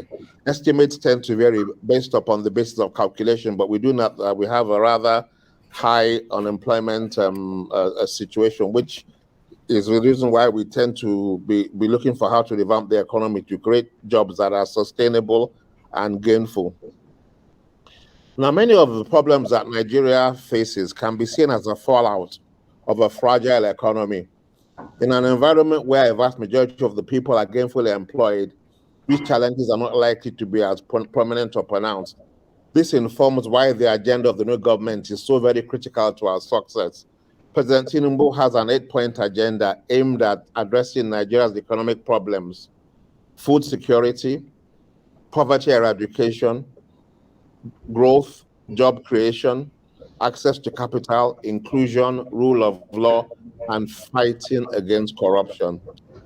The administration seeks to move away from a culture of frenzied borrowing to achieve prosperity for all and put an end to poverty. So we'll take a look at relations between Nigeria and Canada. Nigeria and Canada have maintained cordial bilateral relations since 1962, after Nigeria's independence in 1960. We have a high commission in Abuja, a Deputy High Commission in Lagos, and Nigeria is represented in Canada by the High Commission in Ottawa, where we are based right now. In 2022, Nigeria's was Canada's largest bilateral merchandise trading partner in Africa, with merchandise trade totaling over 2.2 billion. Canadian merchandise imports from Nigeria totaled 1.7 billion, mainly consisting of mineral fuels, oils, and cocoa. Canada's exports to Nigeria totaled 5.12.6 million, including cereals, fertilizers, motor vehicles, and equipment. Nigeria's merchandise imports from Canada include wheat, manufacturing equipment, software, aeronautics, seafood, cars, as well as service-based industries. Nigeria's exports to Canada consist of mineral fuels and oils, cocoa, rubber, agricultural products, lead, and processed foods. Now, Nigeria, interestingly, has been much more of an investor than in Canada than Canada has been in Nigeria, investing up to 2.4 times the value of what Canada invests in Nigeria. We hope to see that trend change somewhat. We'll take a look at some of the various sectors. We won't touch on all, but we'll look at the ones that I believe are of most consequence. Now, the mining of minerals in Nigeria accounts for 0.3% of gross domestic products. The domestic mining industry is underdeveloped, largely untapped. It was neglected when oil was discovered. When petroleum was discovered, we decided not to pay as much attention to solid minerals as we should have. But Nigeria has 44 solid minerals available in commercial quantities. The Nigerian mining sector is expected to receive more attention in view of the fact that fossil fuels do not have much of long-term prospects for obvious reasons.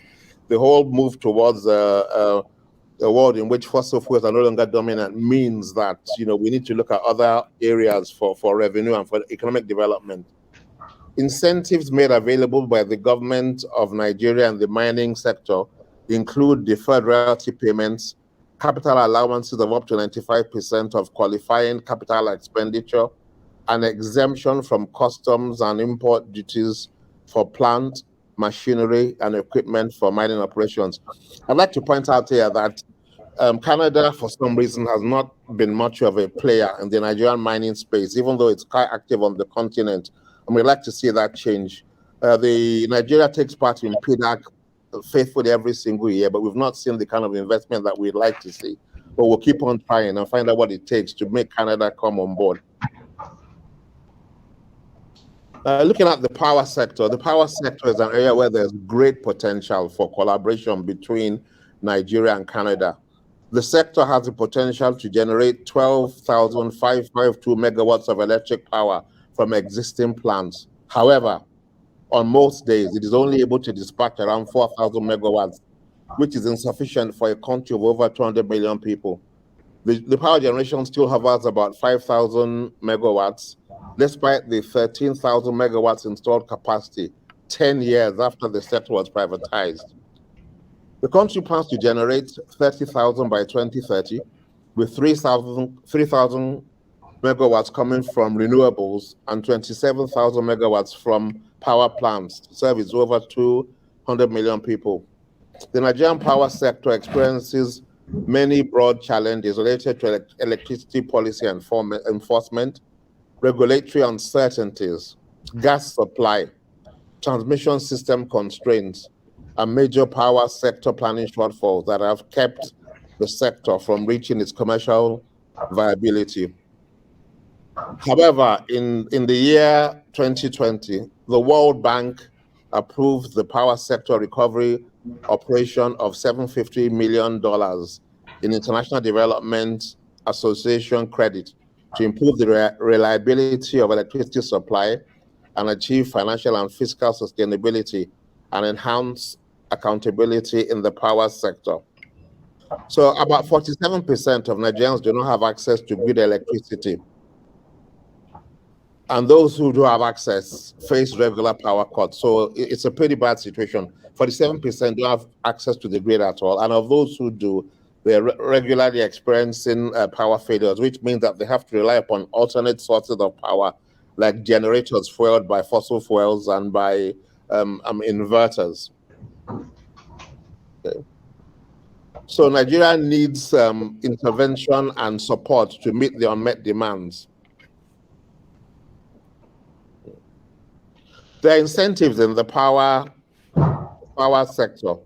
Nigeria provides several incentives for investment in the energy sector.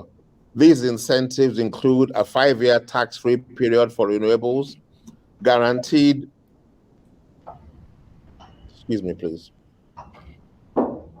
guaranteed purchase of energy by the bulk trader, and a third-party collateral support that assures creditworthiness.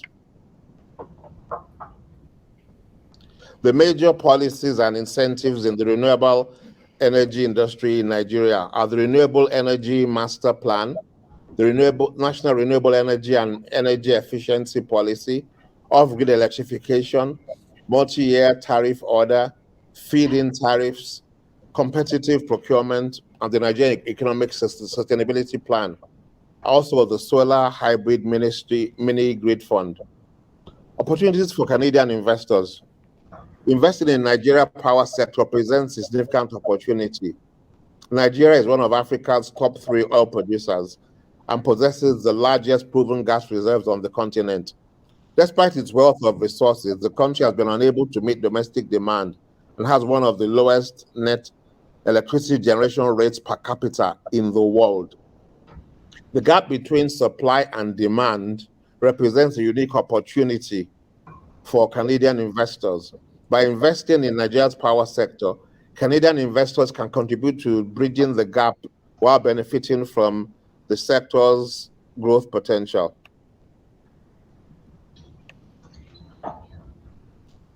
Oops. Excuse me. Okay. Looking at renewable energy, the Nigerian government has a strong agenda for renewable energy. The Renewable Energy Master Plan seeks to increase the supply of renewable energy, electricity from 13% in 2015 to 23% in 2025 and 36% in 2030. Nigeria has reconfirmed its renewable target for 2030. At COP26 in Glasgow, the minister announced Nigeria's commitment to be net zero by 2060 on the basis of a detailed energy transition plan. Nigeria's pathway to achieve carbon neutrality by 2060 was unveiled shortly after COP26. Nigeria-Canada's partnership on renewable energy. Canada is one of the world's leading countries with clean renewable energy technology. The Canadian High Commissioner, Jamie Christophe, said the country is open to more bilateral cooperation in the power sector with Nigeria. Canada and Nigeria can collaborate in various areas of renewable energy. Canadian companies with expertise in these areas can invest in Nigeria by bringing its capital and technology know-how. Nigerian companies can also benefit from access to Canadian market and partnerships with Canadian firms. Both countries work together on policy development, capacity building, and research to promote sustainable use of marine resources. Collaboration can also extend to areas like climate change mitigation, marine pollution control, and conservation of marine biodiversity. Now let's look at oil and gas briefly. Despite efforts to move to a carbon neutral economy, oil and gas remains the mainstay of the Nigerian economy. And basically, it contributes to the 90% of Nigeria's export value, even though it's 9% of GDP. It's plagued with a number of challenges, such as insecurity, including theft of oil, and a decrease in the annual upstream capital expenditure. At COP26, President Buhari announced that Nigeria will cut its carbon emissions and reach net zero by 2060. The government also pledged to reduce its greenhouse emissions by 20% in 2030. But gas is expected to play a key role in the transition, with Nigeria developing a detailed energy transition plan and a roadmap based on data and evidence. Now, the federal government of Nigeria has been in talks with Alberta, and the whole idea is to see how the gas infrastructure can be developed. Nigeria and Alberta have a number of things in common. They're rich in terms of natural resources, and they've been dependent upon these resources for so many reasons. Gas is crucial for Nigeria to make an energy transition because of a situation of extreme energy poverty. When the Vice President of Nigeria came to, the immediate Vice President of Nigeria came to Canada in 2022, the speech he gave at Queen's University made it very clear that the transition for Africa to a place of carbon neutrality has to take cognizance of energy poverty and the need to make sure that the continent is able to take care of its power needs before it moves away to carbon neutrality. So gas is crucial. The government of Alberta and Nigeria are likely to collaborate and find a means of ensuring that the transition is one that is good for Nigeria as a country. Education. There's a lot of partnership in the education sector between Nigeria and Canada. We've moved from a situation whereby Canadian universities simply come and recruit Nigerian students to where they're looking for partnership in terms of joint research products, curriculum enhancement, exchange programs whereby Nigerian students come to Canada and finish. Maybe they do 2 years in Nigeria and come and finish their program in Canada. That's on the table. That's happening. And there's been quite a bit of success. And a number of universities have visited Nigeria, to seek collaboration.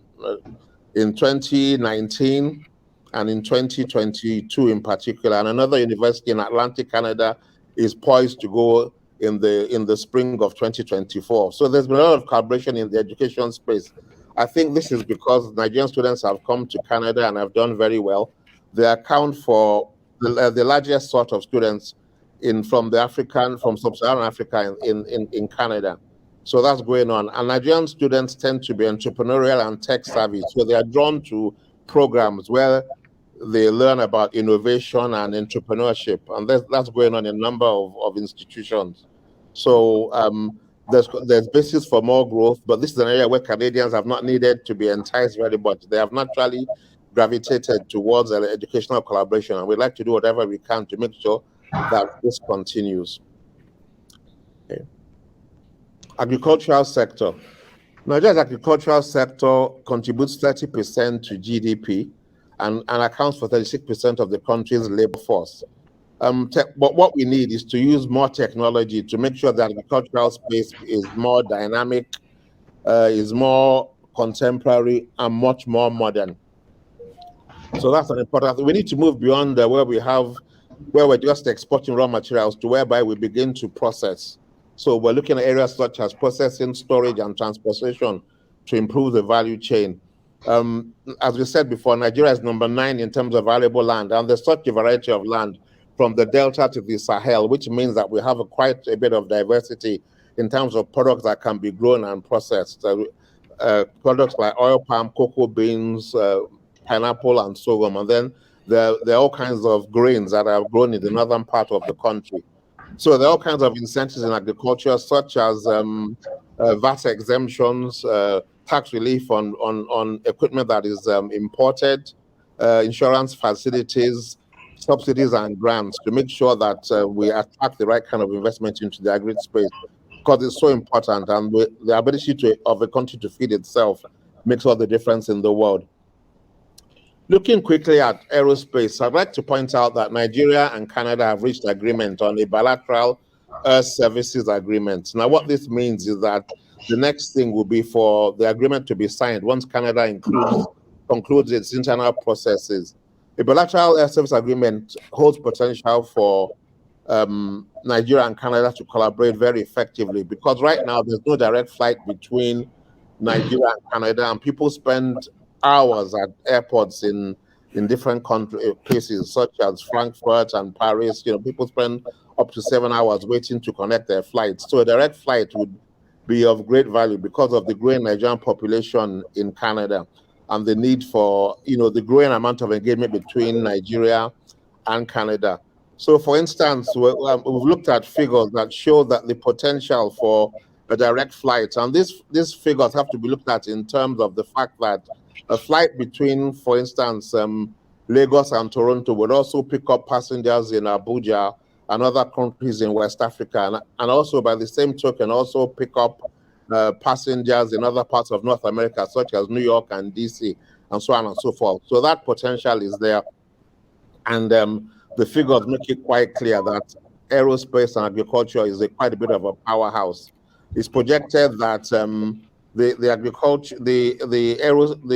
aviation and aerospace industry in Nigeria will grow by 174% over the next 20 years, which means an additional 9.4 million passenger journeys, which I think is quite significant by any standard. If we look at the figures we see here, we find out that by the time we look at the figures in Canada with those of the United States, there's clearly potential for viability in the aerospace, in the aviation industry. Time is running fairly quickly, but I'd like to touch on a number of sectors very quickly. The marine and blue economy. Okay, a new ministry was just established to take care of this because of the vast potential in the blue economy. There's a lot that can take place here: sustainable fishing, marine tourism, shipping, offshore energy, marine biotechnology, and research. And the belief really is that there's room for collaboration here because Canada has done very well in this space. I know that in 2019, there was discussion in the province of Nova Scotia about what Nova Scotia can do with Lagos, which is also a coastal economy of some sorts. The orange economy is another space that I think there's a lot of potential for, especially film. If I look at the movie industry, Canada has an audiovisual co-production treaty with a number of African countries such as South Africa, Morocco, Algeria, Senegal. We'd like such an agreement with Nigeria, and we've initiated the process because Nigeria is number 3 in the world in terms of the size of its movie industry, and we believe that a collaboration in this space could be very useful. Our time is running out very quickly, so I'm going to round up, but I'd like to point out that technology is another area where I'd like to talk about very quickly. Nigeria has about 122 million active internet users, and the technology space is an area where there's a lot going on. And we found out that a lot of the key technology companies have decided to invest in Nigeria, have a presence there. I'd like to talk about a company like Techstars, which has an accelerator program in Nigeria now, which it opened in 2022. It's financed up to 50 startups across Africa, and 14 of these are based in Nigeria. The accelerator program means that the future even looks bright for much more investment. Visa acquired a significant majority equity stake in InterSwitch, which is one of the largest, most valuable African fintech businesses with a valuation of over US $1 billion. And emerged as the first unicorn in the fintech space in Nigeria. So the technology area is an area where there's so much going on, and we'd like to encourage more investment in that area. So basically, as I just wrap up, there are different modes of investing in Nigeria. There's direct investment, there's partnership with local business entities, there's public-private partnership, build, own, operate, and transfer. And we'd like to point out the Nigerian High Commission is well positioned to make sure that any entity that wants to invest in Nigeria has all the guidance required. Our role will be to make sure that we navigate through any bureaucracy you might be coming across in terms of working with government to make sure that you get all the permits that you require. And if you're looking for credible and reliable business partners in Nigeria, our mandate is to make sure that you come across such people. I will wrap up here because of time. I have so much more to say, but then again, there's not enough time. But I've done what I'm able to do, and I hope that Canadian investors will reach out to us and find out more. There's so much more we have to share. Thank you for this opportunity, and enjoy the rest of the conference.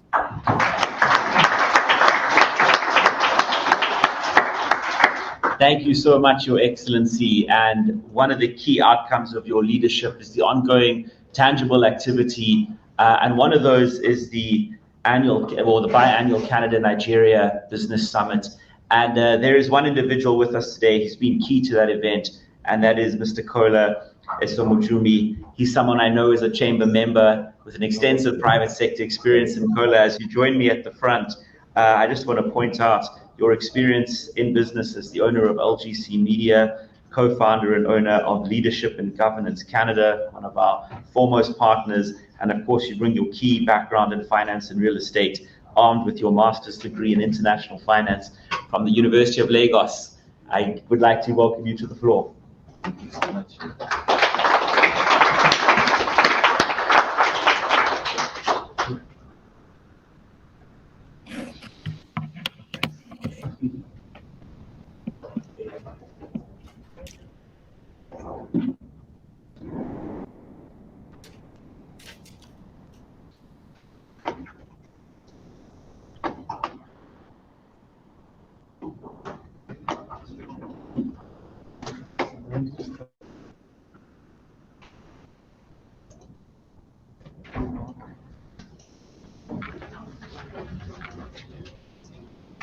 Good morning, ladies and gentlemen. It's an honor and a privilege to be here this morning. And first of all, I would like to appreciate my Egbon. Egbon means elder brother. His Excellency, Ambassador Adeyinka Ashekun. Thank you for calling him from Ottawa to be part of this event. Thank you so much for the information you have shared. And of course, I would like to appreciate the chambers for giving us the opportunity to be part of this year's Acceleration Africa.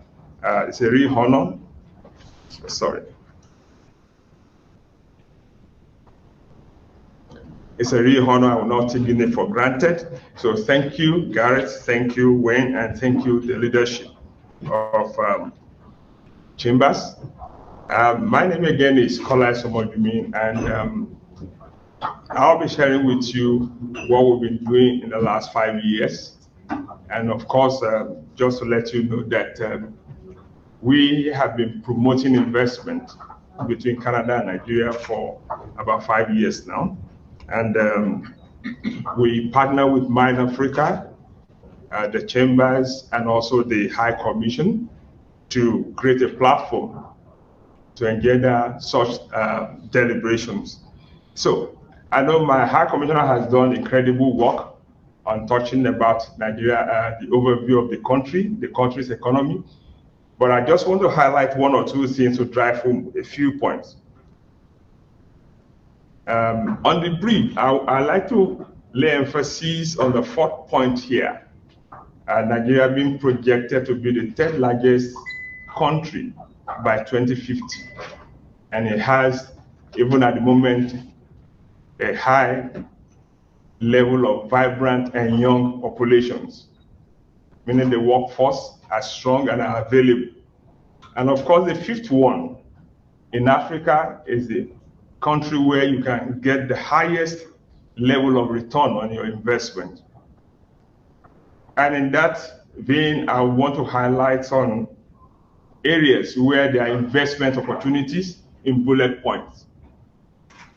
The power generation, talking about the hydropower, coal power generation, renewable energy in solar, wind, biomass, transmission and distribution, gas-fired power plant.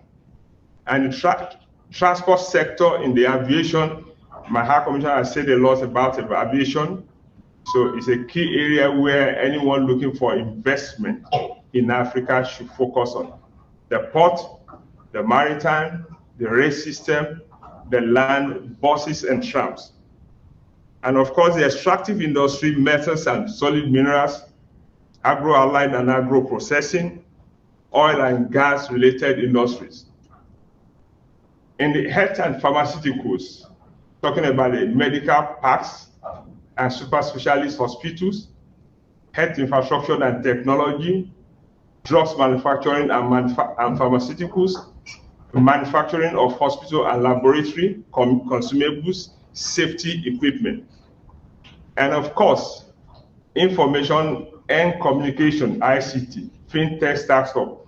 I'm going to dwell a little bit on ICT, not much, but just highlight a key point that you need to connect with when you're looking at the ICT and also for agriculture.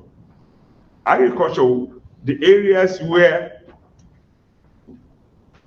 that were very strategic, the country is looking for partnership in the areas of production, storage, processing, marketing, research, biofuel development.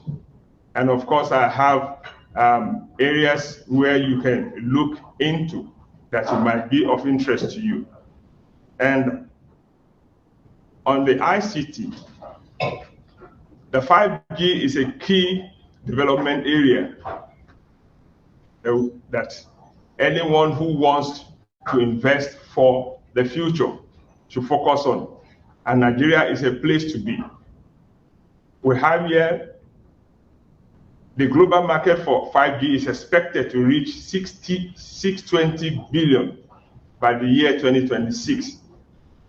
And Nigeria, based on the report from GS7, could reach 150 billion by 2030. So at Leadership and Governance Canada, what are we doing in respect of this? We are creating a platform to bring in the projects, the people that are interested in partnership together in October next year, October 2024. So we're using this opportunity to inform you ahead of time that in October 2024, we will be bringing in people, projects that need investment, and we want you to please diarize it, keep it in mind, and be available to meet with people that will talk about the project and the opportunities in the areas we have highlighted. So I want to say a very big thank you for allowing us to share this information with you. So it's a great honor and a privilege. So thank you so much, and look forward to meeting you on 2024 October. God bless you all.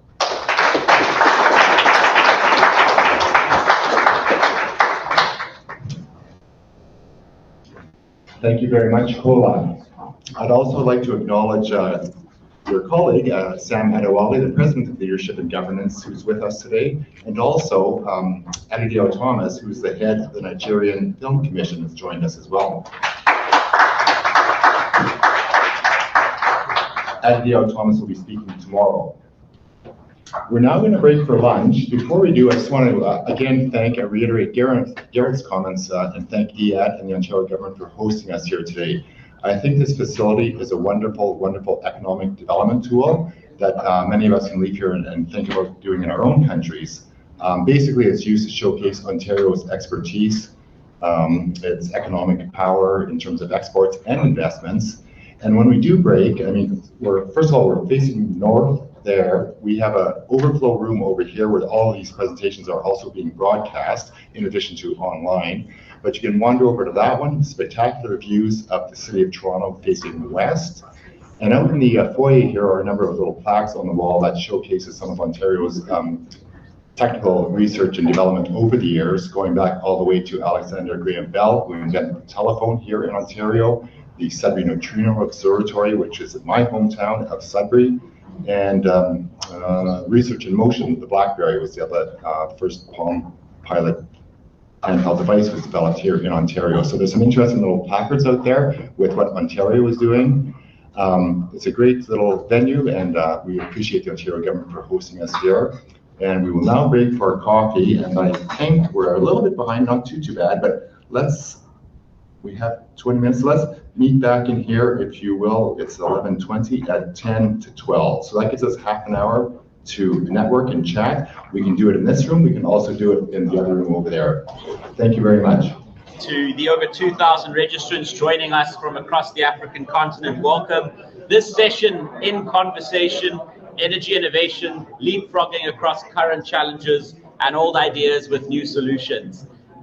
This is a distinguished panel. We've got two incredible speakers, both on the continent as we speak, even though Chris McLean himself is based in the great province of Alberta, but active doing business right now in Cape Town, and Mr. Tsatsu Tsikata, a wonderful Ghanaian academic and lawyer who joins us with a wonderful recording that he has prepared just to ensure that we can receive that message very graciously, as we look forward to welcoming him in person once again to join us. And he is a guest and nominee of Mr. Sebastian Spiogabra. So Sebastian, thank you very much for making that recommendation. As I welcome those to the in-person venue, I want to thank all of those who've taken the time to join us on this program, in addition to the many varied meetings, side programs, engagements, government bilaterals, and activities that take place beyond just the plenary sessions here at Africa Accelerating. To the team at SIX who continue to work without fail in the background, thank you for what you're doing and for ensuring that we have interactivity and connectivity to people wherever they are, ensuring the ability as well to participate. So I'm going to remind those viewing who are not with us in person in Toronto that +1 647 667 1223 is the WhatsApp line to ask questions. I'll ask Six to just post that as a reminder. +1 647 667 1223 for those who'd like to post some questions to the panel. To begin, I'd like to see if Alan Friedman happens to be in the room. One of our senior advisory board members I know is around. When Alan joins the panel later, we'll recognize him, but a leading member of the chamber. On the panel today, Chris McLean, Chief Executive Officer of StoneChair Capital. Chris joins us in Cape Town. He's been passionate about driving economic growth across the continent since I first met him, which was in a matter of days of arriving in Canada 5 years ago. I don't believe there's anyone else I know who has been to as many markets in Canada as Chris has, and it's always easier to get him to speak at an event on the continent because invariably though his home is in Alberta, we'll find him anywhere across the great cities of the African continent. At StoneChair Capital, he's been focused on energy as a catalyst for growth, and he's developed a number of projects that include private equity and venture capital financing of major energy projects. Anything from small community-based or plant and specific-based energy arrangements right through to serving the much larger missions of electrifying the continent. He's excited to spearhead the mission of StoneChair Capital. Chris, thank you very much for joining us. Greetings from my old hometown of Cape Town. And thank you so much for taking time out of another conference program to join us. Mr. Tsatsu Tsakata, distinguished academic, Ghanaian lawyer, and who led the exploration by the establishment of the Ghana National Petroleum Corporation. He joins us. He's the former chief executive of that organization. Given his background in energy, he'll be leading us in, with some remarks on laying out the context for the broadening of energy beyond, in this case, his extensive background in petroleum. He also brings a very distinct legal understanding of how we look at some of these items. He's handled major cases in Ghana as a lawyer, and he lectures globally, including his graduation from the University of Ghana decades ago, and subsequent studies at Oxford, where he served as a fellow. I've really had him as a sought-out individual across the world. So if I may, given we have the pre-recorded remarks coming from the former chief executive, Mr. Tsakata, I'd like to commence with those. We won't see him on screen because they are audio remarks, but we'll see Chris McLean shortly as we begin the conversation on this critical issue of how we leapfrog in ensuring that we deliver on energy innovation. Thank you very much, and we'll lead with Mr. Tsakata. I'm pleased to have the opportunity to offer some remarks during the session of the Canada-Africa Chamber of Business 2023 conference. I had the privilege of being part of an interesting collaboration between the Ghana National Petroleum Corporation, GNPC, and Petro-Canada International Assistance Corporation, PCIAC, in the mid-1980s and early 90s, which I would like to draw on as a starting point for my remarks. Ghana's power sector was at the time heavily dependent on 2 hydroelectric dams on the Volta River. Ghana had transitioned from reliance on diesel-fired power with the construction of the first dam at Akosombo, which had created the largest man-made lake in the world. In the early 1980s, as a result of drought and the low water levels behind the dams, power generation capacity was severely constrained. and power shortages were experienced in Ghana, as well as neighboring Togo and Benin, which depended on imports of power from Ghana. The reality of climate change was thus already evident within Ghana's energy sector. Studies undertaken as to long-term power generation in Ghana showed that potentials for additional hydropower, such as a dam further upstream of the Volta River at Bui, would deliver electricity at much higher cost than natural gas-fired power. It was in this context that Petro-Canada International Assistance Corporation provided support to the newly established GNPC to undertake appraisal drilling to evaluate existing oil and gas discoveries in the offshore western part of Ghana. This was with a view to confirming the potential for thermal complementation of Ghana's electricity generation. The positive results from that collaboration led GNPC to formulate plans to use natural gas for power generation, plans which were approved and included in the public investment program of the government prepared by the Ministry of Finance and Economic Planning from 1986 onwards. An important aspect of the thermal complementation strategy was to optimize the hydroelectric power. By having gas-fired power available, there would be no need to draw down the hydro reservoir below levels that would not be sustainable. The dam could literally take a breather and be replenished in periods of low rainfall while natural gas filled the vacuum. In this way, better long-term planning of drawdown of the hydro reservoir would be possible, and more hydroelectric power will be available on a sustained basis. GNPC sought to relate these plans for gas-fired power to the revitalization of Ghana's mineral sector, particularly gold mining. The concept of a power for gold swap was outlined as part of the attempt also to help the gold mining companies hedge against lower gold prices in the future, with the power supplier sharing in that risk in the long-term power supply arrangements with gold mining companies. A close linkage was to be established between increasing output in the mineral sector and the availability of low-cost power. Sadly for Ghana, the initiative between PCIAC and GNPC did not lead to gas-fired power being established at the time in Ghana. There was resistance to GNPC's plans from the World Bank, which held the view that the growth in demand for electricity in Ghana could be met by using crude oil rather than having take-or-pay commitments for natural gas offtake as part of thermal complementation. On this view, hydroelectric power was sufficient to meet Ghana's energy needs, except for the projected 1 year in 7 when there was likely to be low rainfall. Indeed, strange as that may sound today, even a coal-fired thermal option was rated higher than natural gas in the outlook of the World Bank then for Ghana.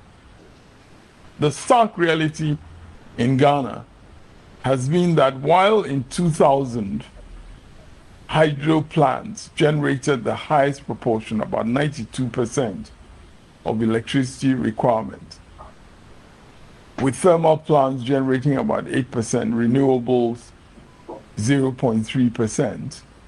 Currently, the generation mix, as recorded in the July 2023 Energy Statistical Bulletin of the Energy Commission, stands at approximately 35% of hydro, as against 64% of thermal and 0.7% of renewables.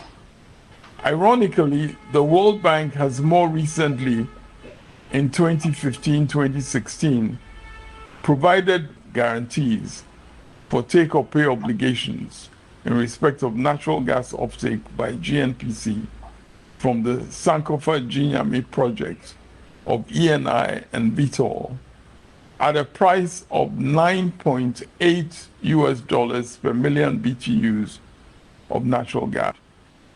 I dare say there is unfinished business between Ghana and Canada in respect of lower cost natural gas-fired power development, especially for increased mineral resource development, including processing of minerals. Burkina Faso, which has been increasing its imports of power from Ghana in recent years, could benefit in its mineral sector from such lower cost power. The natural gas-fired hydro energy complementation strategy that the collaboration of PCIAC and GNPC sought to activate remains the optimal approach for Ghana to enable energy resources to be available at low cost to catalyze development of abundant mineral resources. 2 slides on Africa from a presentation by the Canadian company Hatch on Africa's opportunities to support the emerging lithium-ion battery value chain at the Mine Africa conference in March this year are compelling in making clear the imperative for more value addition in Africa in respect of battery metals. It's not only in respect of battery metals that such value addition is urgent. That Ghana, a country known for gold resources since the 15th century, and thus known as the Gold Coast until independence in 1957, continues to be an exporter of raw ore and is also today devastated by illegal gold mining activities which do grave damage to its environment, especially river bodies, sums up the unacceptable situation in a continent so rich in mineral resources. Ghana, the trailblazer for independence from colonial rule in sub-Saharan Africa, also now houses the Secretariat of the African Continental Free Trade Area, through which more intra-African collaboration for value addition in the mineral sector can be achieved. As lithium mining also gets underway in Ghana today, the linkages between energy requirements and mineral sector development again come into focus. With the cobalt resources in the DRC and Zambia's copper resources also being exported in raw state for making electric vehicle batteries outside Africa, the urgency of African countries collaborating among themselves and with international partners to establish battery manufacturing facilities on the continent could not be more obvious. Such partnering would have in view a long-term outlook that includes Africa's youthful population ultimately becoming the largest market for electric vehicles. As Africans look to accelerate our development, win-win trade and investment partnerships are essential. It should not surprise anyone that young military rulers in Niger, for instance, and the youth generally, rail against Niger supplying the uranium resources to France for electricity, whilst most Nigerians are without any electricity. Canada, without the baggage of colonial involvement on the continent, has a significant, in some ways, a unique opportunity and capacity to develop such partnerships across the continent. The Anglophone-Francophone capability, for instance, is helpful, especially for regional projects such as the West African Power Pool and the West African Gas Pipeline. There's a need for both public sector and private sector to be closely coordinated and sharing information. A conference such as this provides a valuable platform for the vision of accelerated trade and investment between Canada and Africa, and I'm pleased to have been able to participate. Thank you for your attention.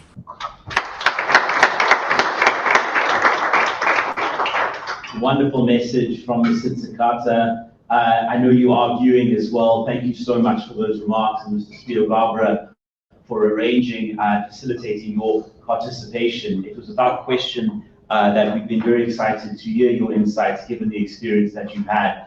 Chris McLean joining us now from Cape Town. You've heard some clear remarks there that Canada is uniquely positioned to play a vital role as a partner when it comes to the provision of energy. Could you tell us a little bit about how you're responding, Chris, to the call, to the opportunity, to this unique situation that's being described, and perhaps touch on any reflections you may have with regard to what's just been described? Just checking if Chris McLean in Cape Town is connected at the moment.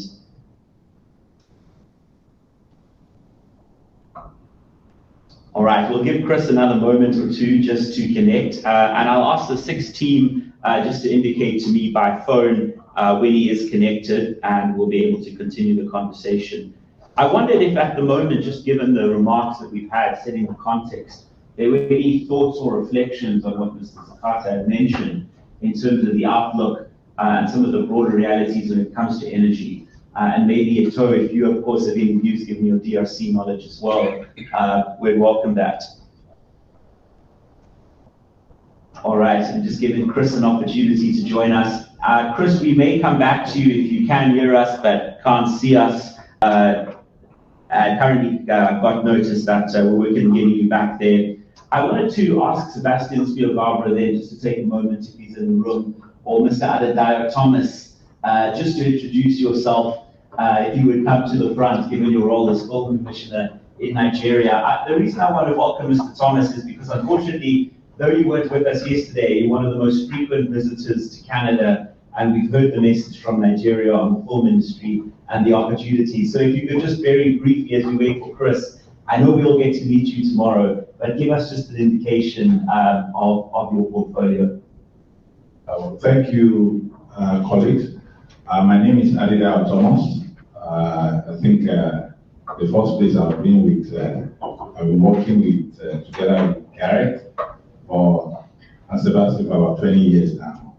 Started when we were very young, and it's been moving like that because we believe in free market economy, property rights, and whatever you see circling within the film business, within the business of humanity. Yeah, my name is Adedayo Thomas again. I am Chief Executive of National Film and Video Censors Board, Nigeria. It's a regulatory agency for the film industry that you want to construct, you want to build a cinema, you're looking for intervention from different places, you want collaboration. And of course, tomorrow you'll be hearing on, for plus and minus, Nigeria is the second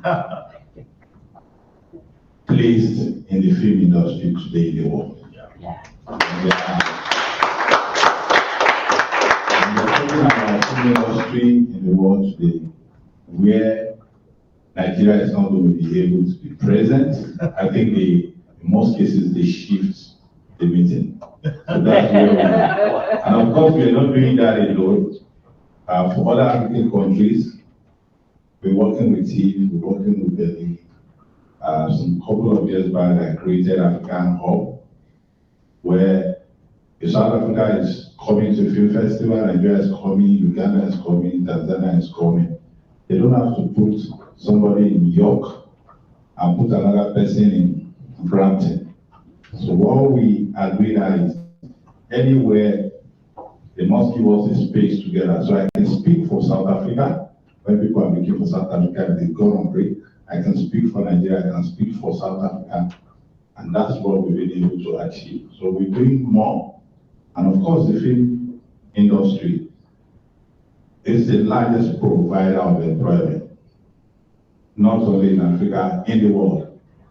And if I tell you, look at the businesses, you look at okay. Tomorrow we continue. Thanks, meeting.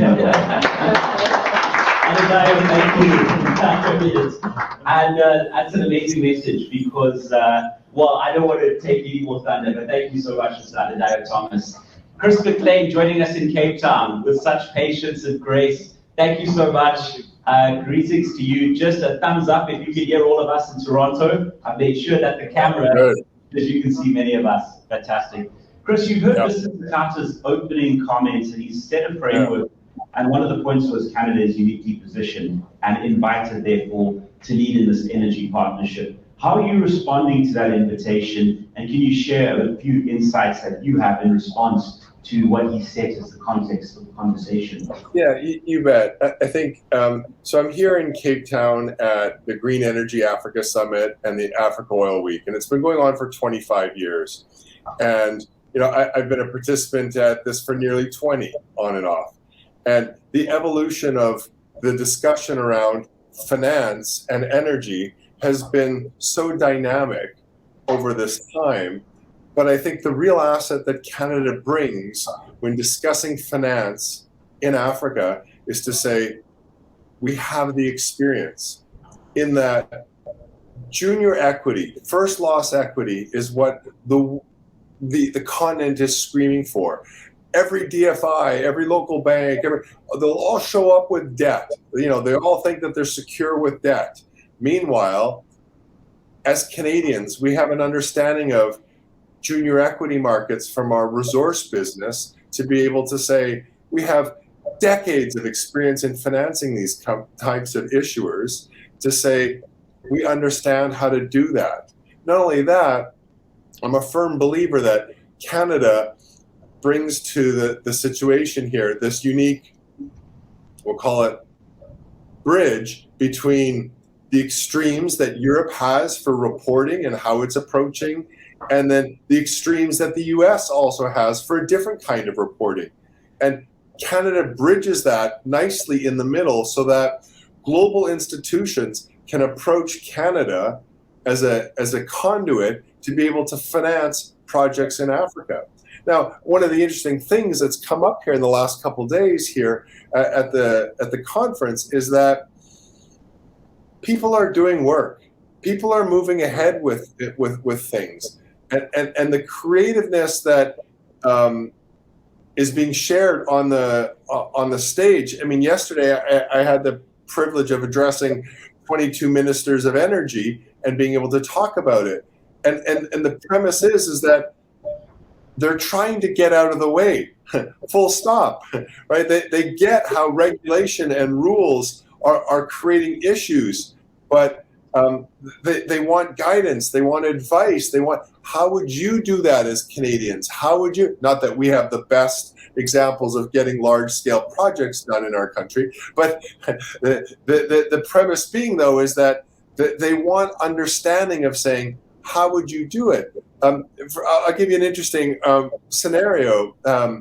Somebody made the comparison to EV chargers, and there's a company here in South Africa that's trying to set up EV charging to have fast charge stations no more than 150 kilometers apart all the way through the main highways in South Africa.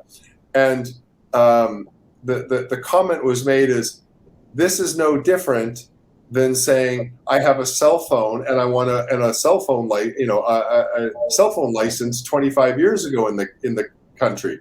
Nobody knew what that meant. And look how many iterations it's gone through and gone from there. Yet at the same time, different areas on the continent are blessed with different assets. You can't turn off oil and gas in the Gulf of Guinea right now. It's too much of their GDP. It's too much of their livelihoods. It's too much of a support for the rest of the continent. But you can be talking to Alberta on how we can deal with stuff. We can be talking about carbon capture. You know, we had Fleur and Hatch giving fabulous presentations down here about the things that we're doing in Canada that we can bring to the continent to affect energy in a positive growth fashion. And it's really encouraging to hear about how Canada is leading a way. You know, we get in our own echo chamber in Canada the 35 million of us complaining about a pipeline or, this hydro project or that hydro project. Meanwhile, as we just heard from the Nigerian representative, it's 300 million people, something the size of Alberta, right? It's a completely different scope that we have to look at when thinking about the opportunity that we have.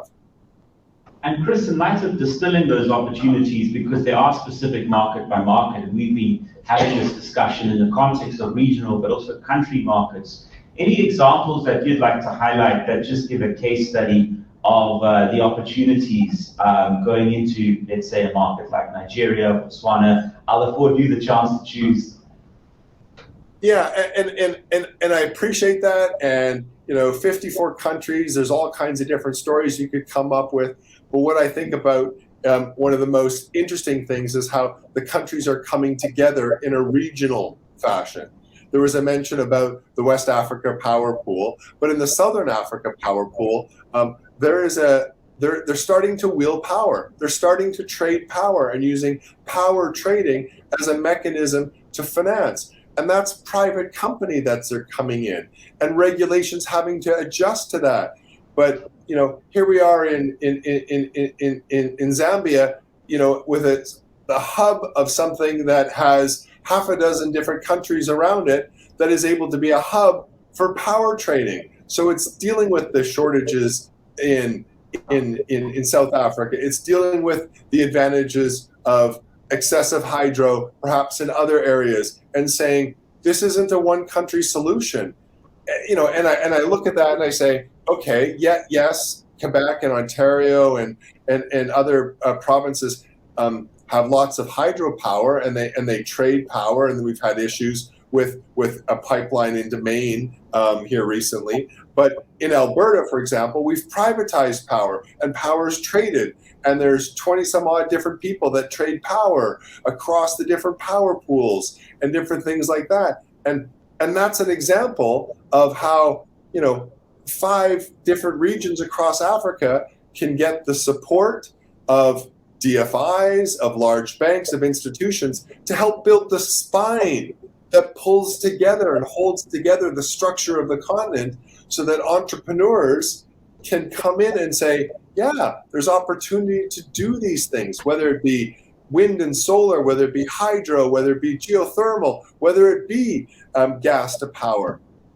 The opportunities are infinite, and yet at the same time, there's a bit of, if you build it, they will come type mentality at the same time going on with entrepreneurs. It's been a real shift to say, I don't need the government anymore. I don't want to wait for my local government. I want to do stuff and call upon jurisdictions like Canada to say, let's use that as guidance. Let's use that as a model to say, we can do this. Others are doing it. Fascinating. I'm so glad I called on Adedayo and so graciously came out, because what I love about the second biggest film industry in the world is that Adedayo has a lot of thoughts on regulation and how entrepreneurs drive that success and tell the story. And you're touching on that as well, but it's as it applies to energy. So I'm going to press you, Chris, perhaps if I can drill it down to you, because you are an entrepreneur, you're taking risks, and you've been doing so for a long time. What are you currently working on, and what are the biggest risks where ideally you wish you didn't have to take it on, but you're willing to take it on? And any thoughts on how that could be de-risked? I know it's a lot of questions there, but I'll leave it to you to focus on what you think is good. So I guess what I'd say is that, so a sample of a project is that there's small investments and there's large investments. And if we're trying to crowd in capital, the biggest issue is ticket size, making projects bigger or having scope to go further. And in a current project that we're working with the issuer on is that they've got hydro projects all the way through the southern power pool. And being able to say that there's scope through that process to say it's not about having 10 million, it's about eventually there's a need for hundreds of millions.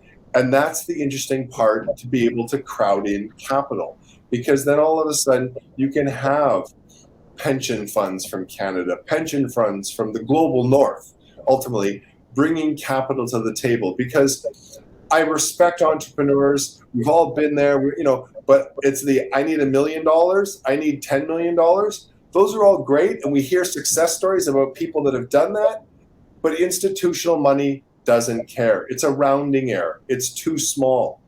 And so we have to think bigger about how we move. And an objection or a barrier to that is truly been the dynamic nature in which this ecosystem has been changing and regulation not being able to keep up with it. And, for example, Canada is going to be, I think, leading the G20 next year, right? We're the lead G20 for next year. And I think it's a great opportunity for Canada to say, all right, how can we as a G20 have a leadership position to promote change from a regulatory point of view globally? We're long past haves and have-nots. We all know that. And, as I said to some people here on the continent, we have to get past the woe is me attitude that is here in Africa. There are too many people that are entrepreneurial, that are building businesses that don't care anymore. They just want to go forward because they see the opportunity, right? And I think that is something that capital appreciates and needs regulatory environments to also support, right? And I think that's a real spread that's out there. It used to be that the biggest rate of return you got for any project in Africa was time. If you had more time, you made more money. We got to get past that. Chris, I'm just eyeing the room. If anybody who hasn't submitted a question on the phone line wants to raise it an issue in person, we have a few more minutes. I saw a few nods. So a question I have for you, Chris, so this is me speaking. I know from your history you weren't always Africa focused, but you had the world at your disposal. You were assessing global markets, and you came to a very clear focus area, which was the African continent. Can you walk us through a little bit of that mindset? You've touched on the entrepreneurialism within the continent as a big factor, but walk us through that perhaps so we can also understand in our conversations with major financiers. Of course, we're here in Toronto in the financial district, how the case is made, because I think that's something that's on the hearts of all of us here, to communicate and share what you yourself have experienced. The case for investment on the continent is that, I think that the thesis that I've come to adopt is to say we can't reinvent the wheel for the global north. We can't bring project or a situation from the continent of Africa and say, okay, here's all these unique features, here's all this stuff, please try and analyze it and understand it. Well, watch that project go to the bottom of somebody's pile because it's too much work. An analyst doesn't care. If you can make your project somehow simple and transparent for an investment committee, then it's easier for them to make their choice and their decision. Disclosure, public financials, ESG reporting, these different things now that are communiques required, they are part of it. And for us at StoneChair, one of the things that we've taken on is to say, wealth isn't only created in the global north, it needs to also be created on the continent, and then just not the entrepreneurs that are on the continent.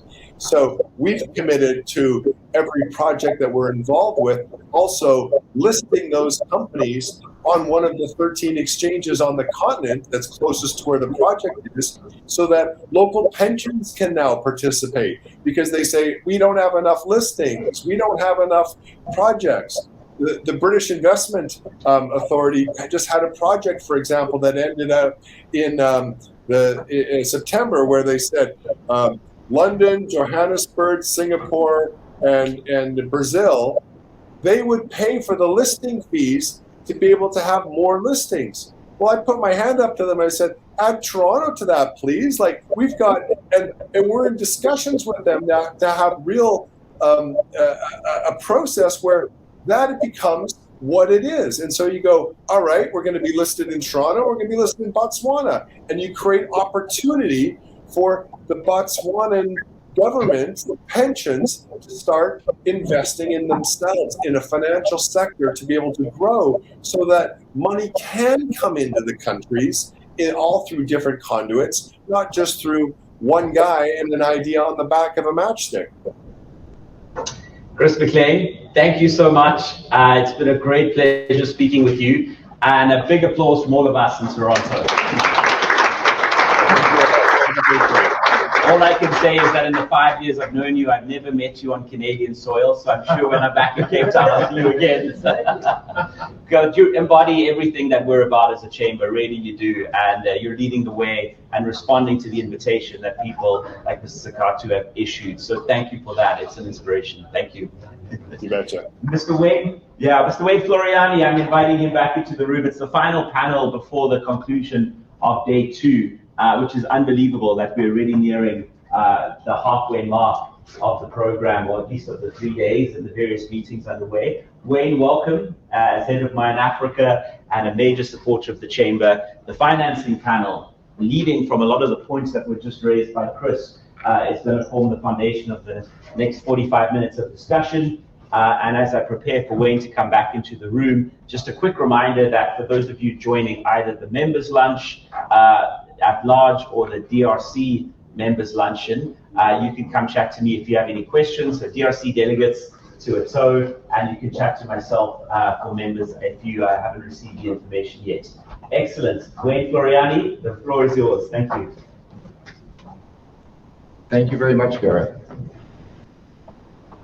I think the battery is dying. Is it dead on this one? Yeah.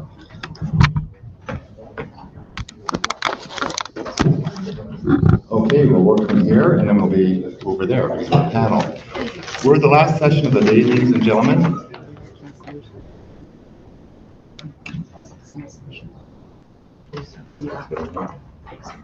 Just go ahead. And it's a good one because we're going to talk about money. We've got 2 panelists with us today. One, Isabella Noyoka, is joining us from Zimbabwe remotely. The second we're delighted to have in person with us is Alan Friedman. Alan Friedman is a long-standing board member of the Canada-Africa Chamber of Business. He is the current chairman of Asino Resources. He is the partner in Bayline Capital Partners, a Canadian boutique capital market advisor.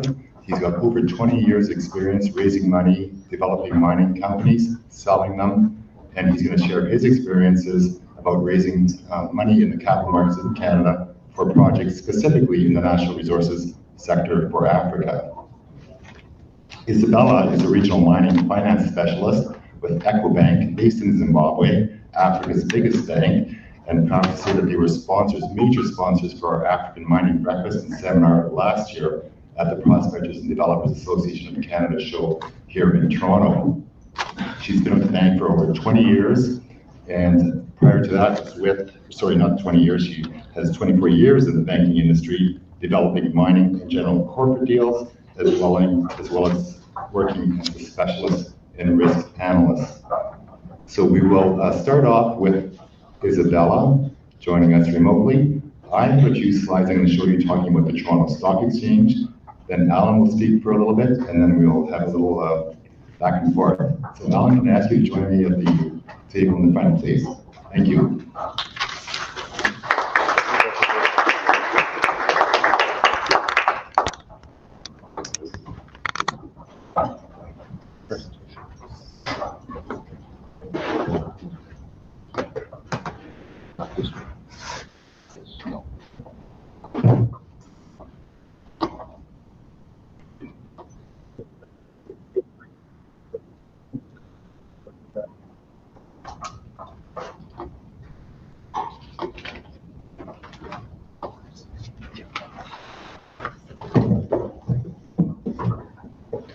But we're going to start with Isabella. Yeah, it's not on that.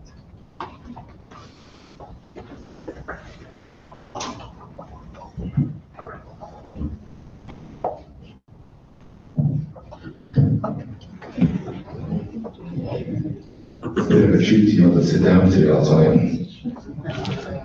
Isabella, are you with us? Yeah.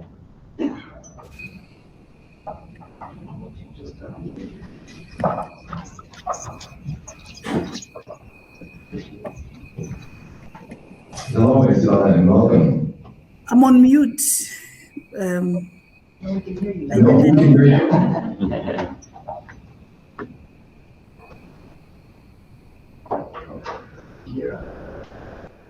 Can you hear me, Isabella? Yes, I can hear you. Can you hear me? Yes, we can. Okay. So I'm going first. Is that right? First, and we're excited to hear what you have to say. Thank you very much. Ladies and gentlemen, for allowing me this opportunity to share a few insights around what opportunities we're seeing on the macroeconomic space and the financing landscape in Africa. As already introduced, I'm Isabella Nyoka. I'm a group mining specialist with EcoBank Trans International Limited Group. I just thought I could just share a few highlights in terms of what we're seeing as exciting news on the continent. We all know that inflation has been an issue, but it has been, coming down. It has been ebbing a bit. 14.6% average in 2022, but the forecast by economists is 13.5% by end of 2023 this year. What it means is most governments or most central bank governors will be focused on reining in inflation and focusing on price stabilization and likely to run contractionary monetary policies. And therefore, the much needed capital that has got to go into the private sector is going to have to be mobilized pretty much from private sector circles, such as your market there in Canada. We're seeing a lot of exciting news. I mean, Zambia, DRC recently joined hands and formed a charter on the setting up of a special economic zone between their borders, which is meant to work as a hub for the manufacture of either electric motor vehicle batteries or precursor items that go into battery manufacture. And according to UNESCO and Afreximbank, the analysis that they made there is showing that the feasibility assessment is speaking to some $30 billion required to bring that project to fruition.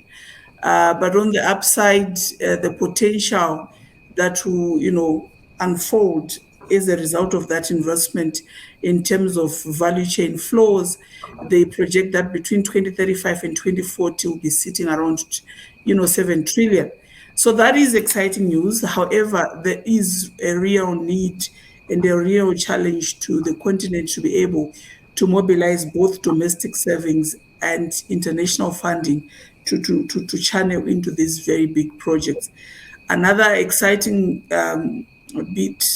bit of exciting news, we often talk about, so in all this is in the context of climate change, steering the world towards a climate resilient global economy, transitioning from fossil fired power stations to green energy. And for this to take place, we all know we need the much needed production of battery minerals, which I think about 30%, according to what experts say, 30% of the mineral reserves, the world's mineral reserves of battery minerals is resident in Africa, and much of it in the SADC region. So all these developments in the Congo, DRC, Zimbabwe, South Africa are really just trying to steer the continent towards setting itself up so that it would participate more in the value chain. However, the requirement is capital. Domestic economies are constrained. They're still trying to rein in inflation. We will need to ramp up production to rein that in somewhat. but that requires investment. The other thing that we don't often speak about is the issue of logistics, moving products around, connecting market players in the continent, and connecting the continent to the port. So I'm quite happy again to share the news that the construction of the Lobito Corridor, which is a railway corridor that will connect the Lobito port in Angola to Zambia and DRC, Katanga province, in areas where copper, cobalt production is taking place, has been launched as a project. A number thrown in there of 248 million, and market participants are looking, anxiously towards, the unveiling of, or the invitations to tender, either to finance or, to participate, to co-participate in that. Again, the Africa Continental Free Trade Area still remains a buzzword, but still very much significant, an aspect that is really going to steer growth in the continent. So it was launched, it started trading in January 2021, but there's still work happening backstage, governments having to complete certain protocols for removal of tariffs or non-tariff barriers, and that is still happening. However, while we wait for that, we strongly believe as a business that much of the growth that is going to take place in the continent has got to be private sector led. And as EcoBank, we've set up what we are calling a single market hub. This is basically an online portal where we onboard all our clients from all the 35 countries where we operate in. And we onboard them as importers, exporters, do the necessary due diligence just to make sure their identity is recognizable, they are not dubious characters, and then they put a profile of what they produce, what they import. And once that has happened in all the 35 countries we present in, the system runs a search engine that then gets to make parties. If you're looking to import packaging from China, for instance, and yet there's a manufacturer sitting in Guinea who can supply the same, then you match-make, and then the bank on the back end provides either the financing collateral required or unlocks the solutions that are required for trade to take place between the parties. So we really are anxious to see the Africa Continental Free Trade Area going bigger, opening up more, because analysts project that about 2.5 trillion of sub-Saharan Africa's GDP will actually, derive from active participation intra-continent by members on the Free Continental Trade Area. Moving on to just share, if you can see this, I don't know, but I just wanted to share a picture of how significant a role mineral resources still play in the continent. You will find that much of the export revenues that Africa generates, or sub-Saharan Africa generates, are really mineral exports. And that speaks to commodity dependence by most of the economies in the country. So there is a real and urgent need for these countries to start thinking about active plans of participating in the value chain, the supply chain systems, so that they don't overly rely on just the export of raw commodities. But that said, that speaks to a lot of policy responses that will be required to be engineered or to be initiated by governments to allow the private sector space to play in freely and participate and lead the much needed growth. Capital remains a big issue. If I were to go back on the first point that I had there is cost, inflation. So where you are focused on reining in inflation and running contractional monetary policies, and so interest will have to go up. And so this has been a major inhibiting factor in steering growth, because the lending rates ultimately, if we're talking debt capital, become very prohibitive. And this is where we need to see more equity play coming from, private equity funds, private investors, these intercontinental partnerships, companies with expertise or funding in Canada, picking, or identifying projects to partner with. And again, it's not as easy as we would want to say it is, to identify projects that are bankable or that are investable. But this is where I think a counterparty such as ourselves, with our network advantage, continent can really come to the shore and come to the party and assist with the identification of such potentially viable or investable projects. What else would I speak to? Again, just focusing on the issue of supply chains. So on the regulatory side of things, you realize that from the map that I'm showing, that most governments have stepped in to put in policy measures that inhibit or that prohibit the exporting of raw ores. So where the map is colored maroon, it's a total ban. Where it's yellow, there are some, tax penalties. So, you want to export, yes, but then you'd have to pay some punitive taxes to do that. So this really is just sending a message that, especially pretty much of all of SADC, the message is very clear that the governments are trying to encourage investment to come into the continent for an increased participation in the value chains, either of the beneficiation of the minerals themselves or the ultimate ancillary products that then go into industrial or manufacturing use, which currently is concentrated in China. I think about 45% or 40 and above percent of the mineral processing capacity is currently resident in China. Likewise, first use processing capacity, first industrial use is also based in China. So all of it, all of the mineral exports are going into China. And you can imagine what that does in terms of concentration risk. We're all aware of the geopolitical dynamics at play currently in the world. There is a very strong case for diversifying risk and opening up new centers of production, etc. So that would be my closing remark to the market in Canada, to say, please come to Africa. We are quite happy and on the ready to hold your hand and lead you into the market as EcoBank. Thank you very much.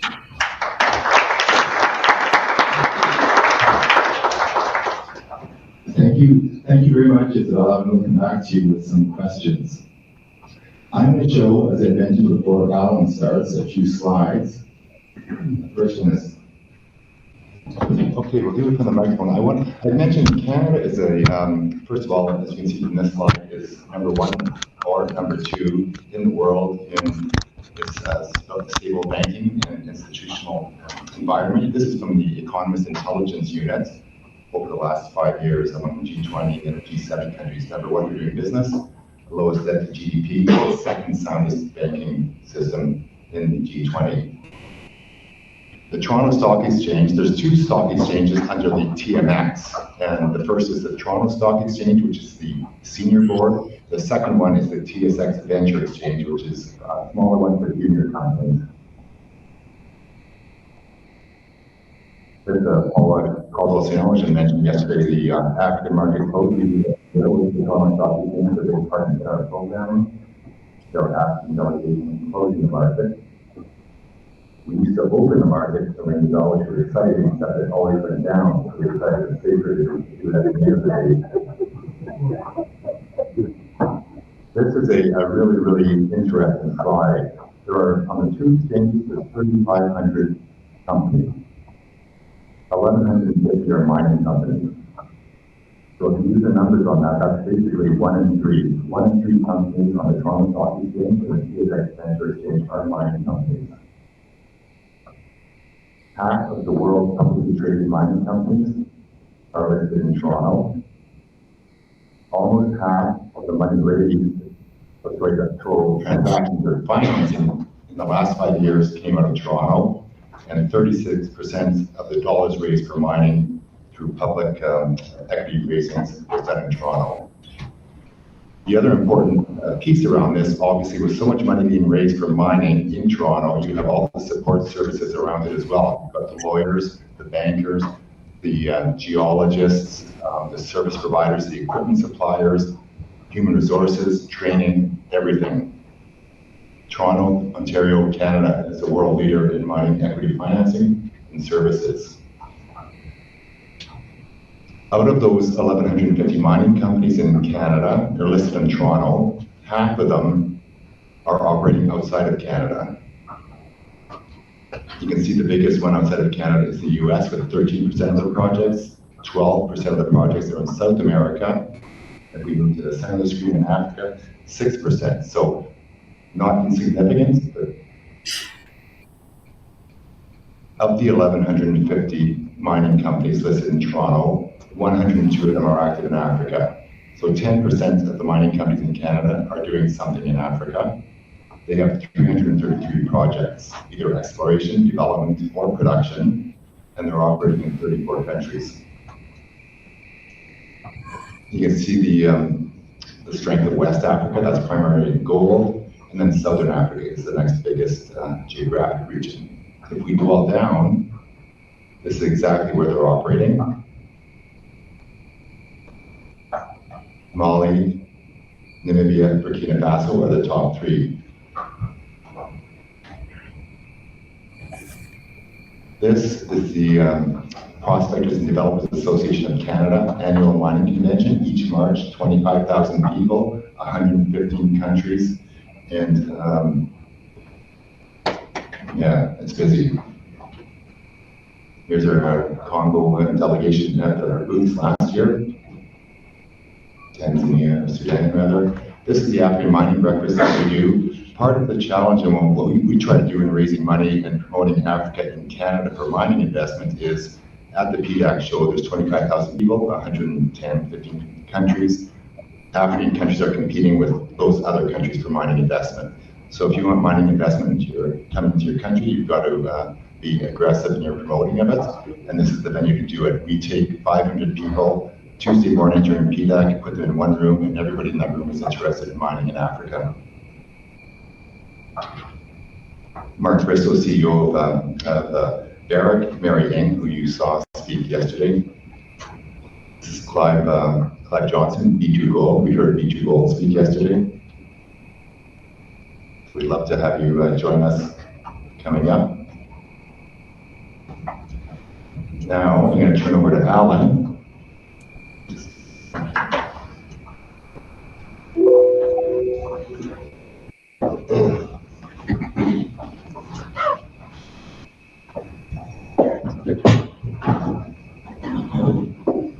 Thanks, Wayne. Thanks to the Chamber and Mine Africa for having me here. Certainly Gareth, Wayne, Sebastian, and all members of the Chamber and Mine Africa have been really a significant partner to African companies and projects looking for capital in North America, specifically in Canada. And forums like this, I must say, are so important in bringing awareness to the opportunity in Africa. And a lot of people in this room and on Zoom really are fortunate enough to be part of the Chamber and Mine Africa, whose reason for being is to facilitate investment and to help develop the continent. So we're very appreciative of that. I've been involved with the Chamber since I arrived in Canada, which was in 2000, 23 years ago. I'm a lawyer. I worked at a bank in South Africa, and since I arrived in Canada in 2000, I've been associated with the Canadian capital markets, primarily with raising money and developing projects, mining projects in Africa. So I've worked on the continent for a few decades now, while being based in Toronto, and there haven't been many metals or mining projects that I have not been involved in.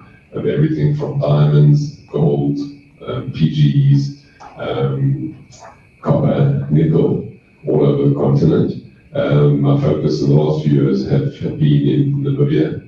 I was involved as a founding member of the team that originally acquired the Otjikoto gold project from Vale, the big Brazilian mining company. We raised money here in Canada and took the company public. We advanced it and ultimately sold it to B2Gold, who you heard from yesterday. B2Gold built the project into one of definitely Southern Africa's, but Africa's most efficient producing mines and the biggest employer of people, employees in the country. So very proud of that hand in that. What I want to talk about a little bit today is maybe just give a case study of how companies that Wayne referred to listed on the TSX, I think you said there was over 1,000 mining companies listed on the TSX, each of them always competing for capital because the business of mining is interesting. For the first, I don't know how many years, it could be a decade, maybe 2 decades, there's no production. It takes a long time to discover a resource, and after you discover it, you have to build it, develop it, and build it in order to put it into production. It is a very long lead cycle, and it takes a lot of money and different levels of financing in order to get that done.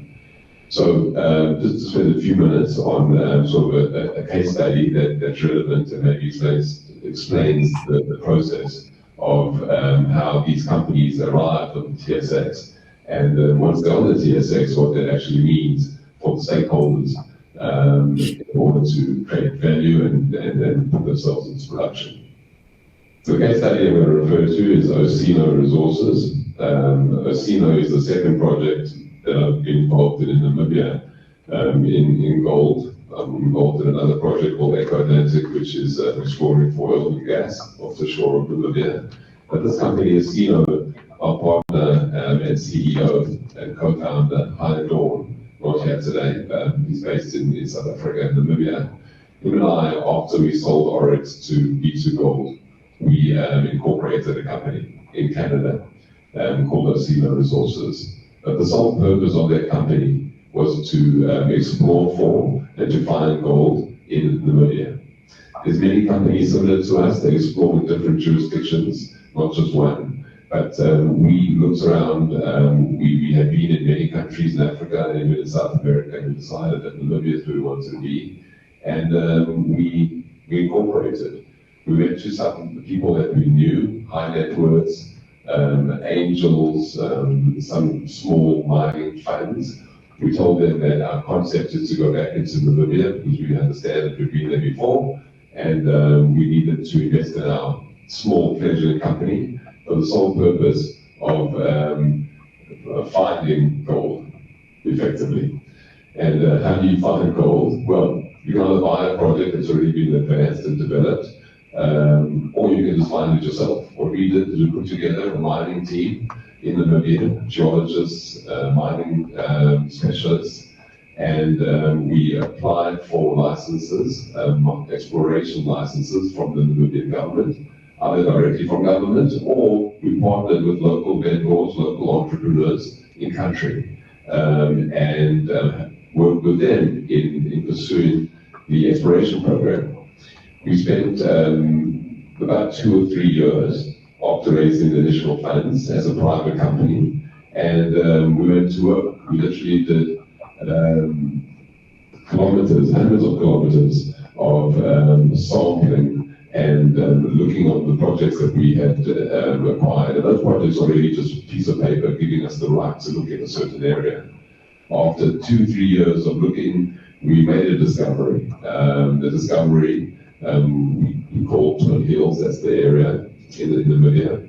And in the last 3-4 years, we focused on advancing that exploration target, which is really just a drill rig that drilled for core, and inside the core there were evidence of gold, but not enough to produce or not enough to call it a mine. It's a long process of taking a project from discovery phase all the way through to an economic assessment where there's sufficient amount of gold at the right grade which would justify spending more money and actually building a mine. Things that are taken into account is cost of production ultimately, but really the price of gold, the grade, how much of the gold you could extract from ore in the mining process. So you know, the actual ultimate extraction, the logistics of getting to the mine, transport, power, water, all of those supporting infrastructure that makes the building of a mine possible. And of course, it can only be done in an economic, stable climate. Very important is of course government support in assisting companies like ours in achieving success in the exploration cycle and ultimately the gold. And how would government go and assist this process? They would have a streamlined process through which to apply for licenses and the permitting process, a very set and defined set of rules that the companies could put out a manual effectively and know what they have to do in order to deal with the prescribed rules and know that those rules don't change. Also included in those rules is taxes and government royalties that need to be stabilized and ultimately be in a position where they can do their job, and that is find the resources. Ultimately, of course, with the mines in production, there's going to be corporate taxes paid. Of course, there's going to be taxes paid on behalf of employees. There's going to be employment regimes that have to be complied with. But really, governments, and especially the ones that we've worked with, have worked with us as partners in ensuring that ultimately these mines can be built. There are many companies, out of those 1,000 companies that are listed on the TSX and the TSX Ventures, I would say 60, 70, maybe even 80% will never ever become a mine. There are companies like early stage, like we once were, where they went out looking, but did not find, or they found, but it wasn't economic, or it was economic, but ultimately the build process failed. And eventually the permit reverts back to government, and in the next mining cycle, someone will inevitably come, apply for it, and try once again. Many of these projects are more venture capital ventures that don't see the light of day, and it takes a lot of time, money, focus, and a little bit of luck, actually a lot of luck, in order to actually advance a project from discovery all the way through to build. Back to the Osino story, it's taken us about 5 or 6 years. We made the discovery, we advanced the exploration. We took the exploration to a point where we knew we had a certain resource, and then we increased the confidence of that resource to become a reserve. You do that by drilling, and ultimately we proved up 3 million ounces of gold, and that's in the ground. Once you have a sense that it's there and it tests financial, engineering, and geology models, you then gain enough confidence that the time has come to build the mine. That is where we are in the life phase of Osino. We made the discovery, we advanced it, we have a bankable feasibility, meaning that the work has been done with various consultants, engineers, to ensure that the project can be built. And this is the time we work with companies and banks like Ecobank, Isabella was presenting earlier, and other banks where they will provide debt finance to assist in building a mine. I must add that along this whole process, in the last 6-7 years, there's been many rounds of raising money. You don't raise money up front, you have to raise a little bit of money, use that money to advance the project. Once you have success, you go back to the market. raise money again. It's a continuous cycle of raising capital. And therefore you need a market that's going to support that. Mining is going to be cyclical, and you could be involved in the building of a very good project, and all of a sudden the metal price takes a 20-30% hit, and your project is no longer economic. It doesn't matter how much money you spend in it, it no longer makes sense, and you're not going to get funded to move it along. Back to Casino, where we are in the process now, we have an economic model, we have a bankable feasibility. That means that it's a piece of paper, a document that's accepted by banks and funding institutions to be able to raise money on. There are many institutions that provide money in a good market, which we are not in right now. You're able to raise money in the equity markets, right? And the mining funds, big pension funds, institutions, mutual funds that will actually provide you with equity, potentially to build a mine, or larger ratio of equity. But in this market, equity is very, very tough to find. And this is not an economic economy segment, so we're not going to go too much into it, other than the access to equity finance is very hard in this market. There are various ways of funding the companies like ours and projects like ours in event that you don't have access to equity or not enough equity, and that's where debt comes in. Debt itself can take many different forms. The obvious form is you go to the bank, you lend money, you pay them an interest rate, and ultimately, once you build the mine, you pay back the principal. Like how any mine, any sort of loan would work with you taking money out to buy a house or similar. You are able to secure debt. Sometimes it's difficult to get it from the more senior banks. They want to see something more significant. They don't want to just see a piece of land that ultimately you're going to go spend a few $100 million. They sometimes come in later on once the mine is in the process of being built, or if it is already built and they can replace the original debt. But there are institutions that provide more of a risky form of debt. They take on more risk, but of course for that risk, it's more expensive to tap that money. So there are a number of institutions in Canada, in Europe, more recently in Dubai. Saudi Arabia has become a big significant contributor of capital, where you can access their money at higher interest rates, and they will provide you with money to build the mine effectively. And ultimately, once you're in production, you have a period of time to pay them back. You have straight up debt. Some people call it alternative debt. There are many companies that recently have come about.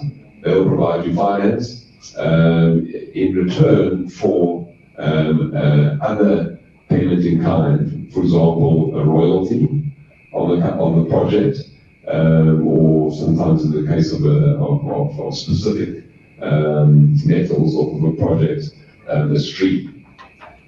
How royalty works is the finance organization, bank, finance provider would basically buy a royalty from the company. So they give you part of the money that you need to build the mine, and in return, anything that is produced off of that mine, you will deliver them a part of the top line revenue that you make.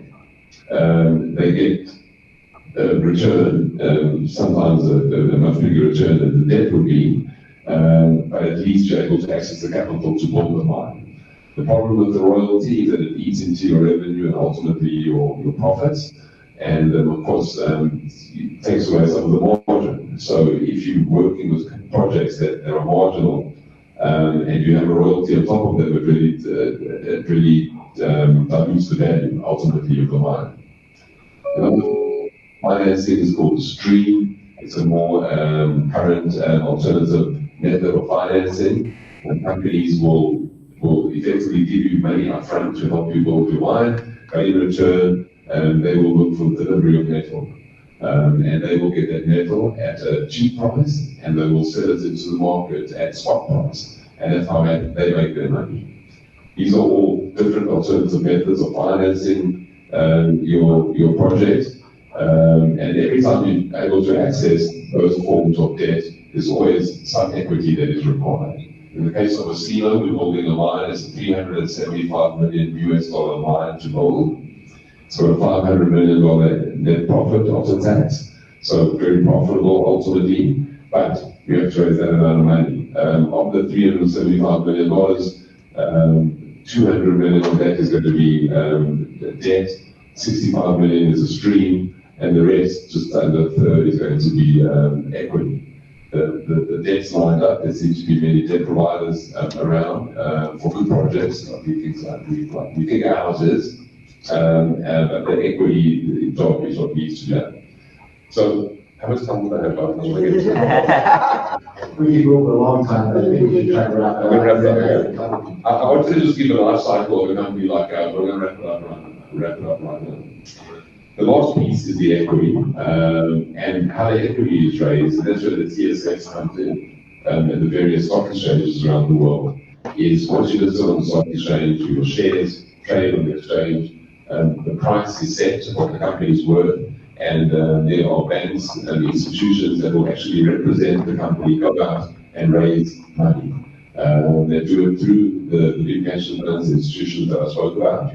With the completion of that financing, you have your money, and ultimately you got all the money. Hopefully make a lot of money, and what happens then is getting value for your shareholders and stakeholders, is either ultimately selling to a bigger company, and if you're able to do that, we don't want to do that, and really produce the metal. You become a commodity producing company, a mining company, a production company, and ultimately that's the full cycle of the project.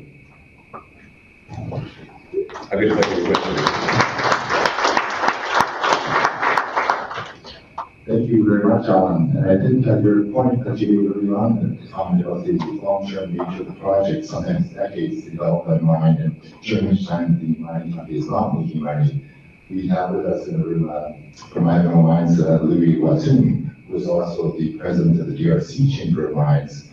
Ivanhoe's copper mine, which came to production in the DRC, took, if I stand to be corrected, 20 years from discovery to production. 22 years, I am corrected. and that mine is a poster child for rapid mine development. So that is how long that process is. We're going to open it up to questions. I have one quick one for Isabella. And Isabella, I had talked a little bit about what Canada's importance in mining, and you talked about your side of things there. The question I have for you is, how important is Canada as a... It just said degraded and then she disappeared.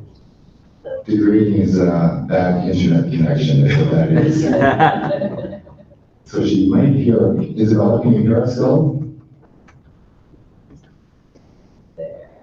Sometimes when it gets degraded, they lose the video, but not the audio. And then we'll segue over to one more question to Alan, which was, Alan, we've got a number of countries in the room with us today over the next 3 days: Sudan, Ethiopia, Zimbabwe, the DRC, I mentioned Ghana, Tanzania. All of them are big mining jurisdictions.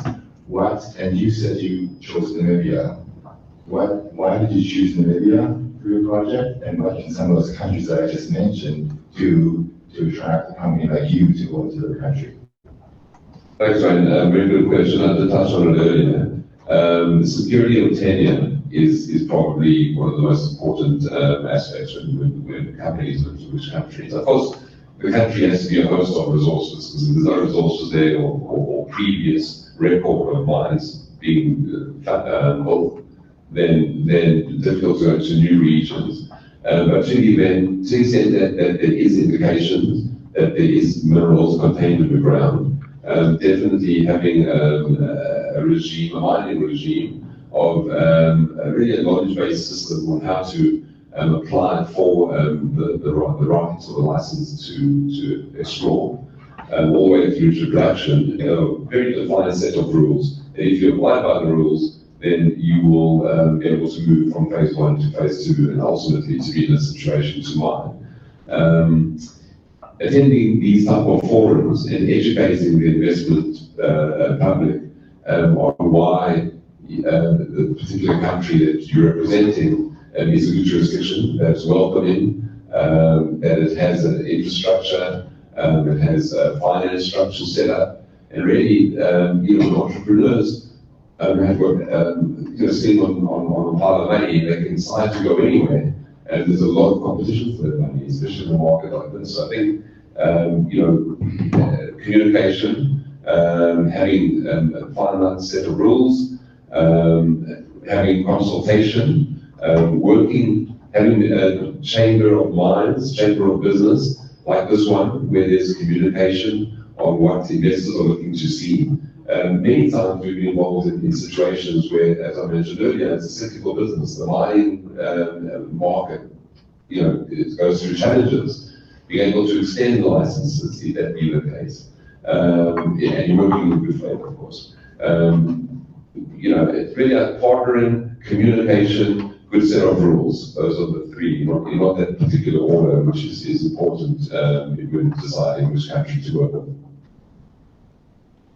Thank you, Alan. We'll open the floor to any questions that people may have, and it will run over. I see one immediately on the I first have a question myself.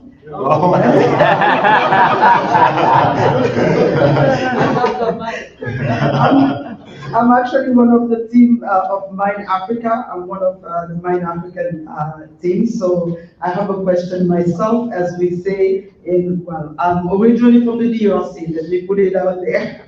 I'm originally from the DRC, and as we say back home, charité bien ordonnée commence par soi-même. So meaning charity begins at home. Recently in April, I was in the DRC, and one of the government efforts in order for the community to benefit from the minerals, because we know right now the DRC is big on minerals. One of the efforts of the government is for the community to benefit. So they have in place an authority that they call it ARSP, to regulate the subcontracting. It's true, you're talking about mining, but in order to produce the mining, you have all kinds of services before you get to the mining, to extract the mines, the resources. So the government has put in place regulations that requires the subcontracting company to have a majority owner to be Congolese owned. So the community should benefit from it. But the biggest challenge is regarding funding. This is what I gathered from them. It's funding. And when they go to the bank, because these are not people who have equity, as you said, they need equity. When they go to the bank, they are very often turned down for contracts because of lack of funding. So they're losing contract. So people who already have money can benefit from those big, huge contracts instead of the community for lack of funding. And you have mentioned that in order to, there are sets of rules in order for you to consider a country. And you mentioned one of those is to have a chamber of, and in the DRC, there is a chamber of mine, there is a federation of entrepreneurs of the DRC, and there is the authority of regulation of subcontracting. So what will it take for the DRC to tap into the investments that you're talking about, like Namibia is getting right now? That was my question.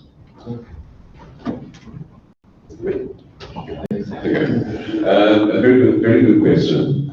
Beneficiation, community involvement is very important. Every company, companies these days have to talk about ESG, which forms a part of how you're going to benefit the community.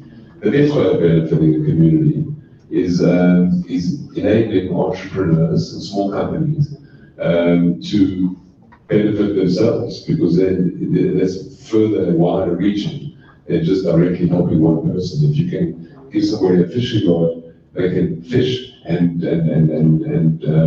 supply the whole community as just themselves. So it's a very important part of mining these days, the social responsibility. A social responsibility that's effective business. It's not just, charity of course is very important, but funding small companies and creating rules. That's, you mentioned that one of the rules that's going to be majority-owned service provider, but a lot of those will be companies. So the rules should be changed. It's not just majority-owned companies, but that there's going to be a certain percentage, let's say, of small corporations involved in the process, because that's the only thing that can really force the bigger companies to go with the small businesses. Again, going back to the Namibian story, because I haven't really operated that much in Congo. In Namibia, one of the first gold producers was B2 Gold. And they were very good at starting small corporations and entrepreneurs. They have now started their own businesses and service provider businesses, and now we hire them. So it's a self-perpetuating situation that if you enable the small companies to be involved in the process, that they will continue and benefit, and the next mining companies that come along will become effective. Ultimately, unfortunately, investors, which we facilitate investments into the country. Investors decide where they're going to put their money, and most of them are profit-driven more than anything else. And if they're going to invest in small companies, there's going to be a business proposition that makes sense. In order to get to make sense, I think the governments have to assist, firstly, provide rules, as you say, to ensure that those companies are part of the process and not left behind. Maybe there are tax incentives, maybe there are other type of incentives, maybe small ownership positions in the companies, like ours, enabling them to come along and share in the wealth. But certainly there has to be partnership with corporations and government to ensure this is the case, and it's a very important thing. Thank you very much, Alan. And can we go over to Louis, please? Yeah, thank you very much, Alan, for sharing your experience. If I was sitting in your investment committee, I would have opted for the DRC straight away. Good music, good beer, girls are beautiful, smart, but also the mineral endowment is second to none on this planet.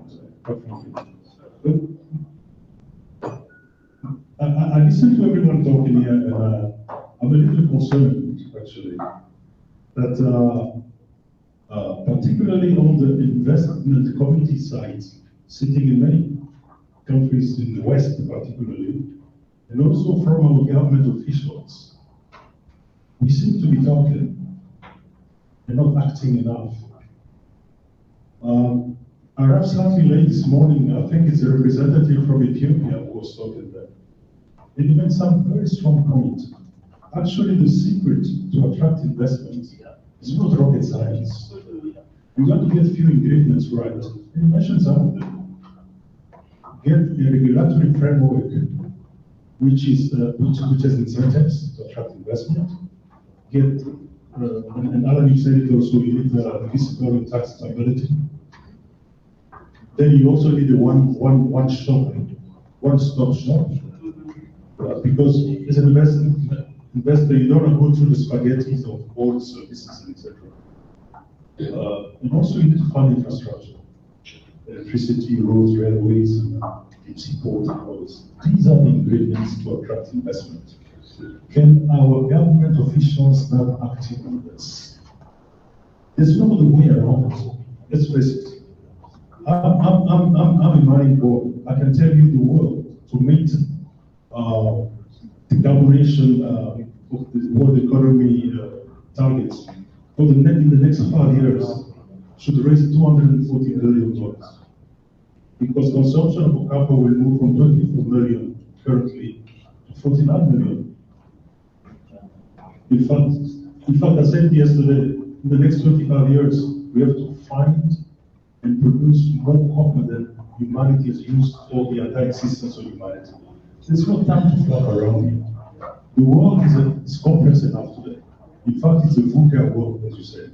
It's volatile, it's complex, it's ambiguous, it's complex at the same time. So everyone should play his role, government should act, but also investment committees sitting in places like Toronto come to Toronto, I walk around and I always walk past BMO, Scotia Bank, stock market, etc. I mean, we're talking of a similar $1 trillion sitting here. And when we listen to the likes of Alan from Cape Town talking this morning, was it Chris? Was it? Chris. No, there's no time now to wait for polished studies that come on your desk as an investment committee for you to decide. Today's world, you need to understand a very simple truth. If you want to kill an elephant, you go to elephant country. Yes. Period. Now, you do your homework. You look at how you manage the risk. But you go to elephant country. There's no other way around it. And China has understood it. They manage the risk, they brought capital and technology, and then they are where they are today. If the Western world is going to continue to wait for good studies to be polished, come to investment committees, they can only come to the cost of lost opportunities. Look at urban mines. TSX listed. Who are the biggest shareholders in our mines? I had to answer the question. So I think we need to wake up to the VUCA world. You understand, it's no longer used to be. It's interesting you made that one because that was the question that I wanted to ask. That was the question I wanted to ask Isabella. Isabella, you're back. Can you hear me okay? Yeah, you're on mute. You're on mute, Isabella, I think. Can you hear me?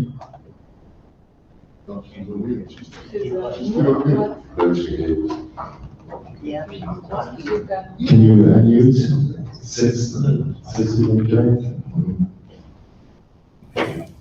I can hear you, Wayne. Okay. We can hear you now perfectly. My apologies for dropping you there. But you came back into that opportune time because the question I had, we had talked about Canada as a world center for mining equity financing. We had some nice shared experiences from Alan in the process. Louis Watton from Ivanhoe Mines said that Western investment communities for mining companies should go to elephant country and not wait for a polished report. The question I had for you is, what is the perception of Canada as a source or a mining partner in Africa, in your experience, versus, say, China, Australia? I know there's a lot of Australian mining companies in Africa.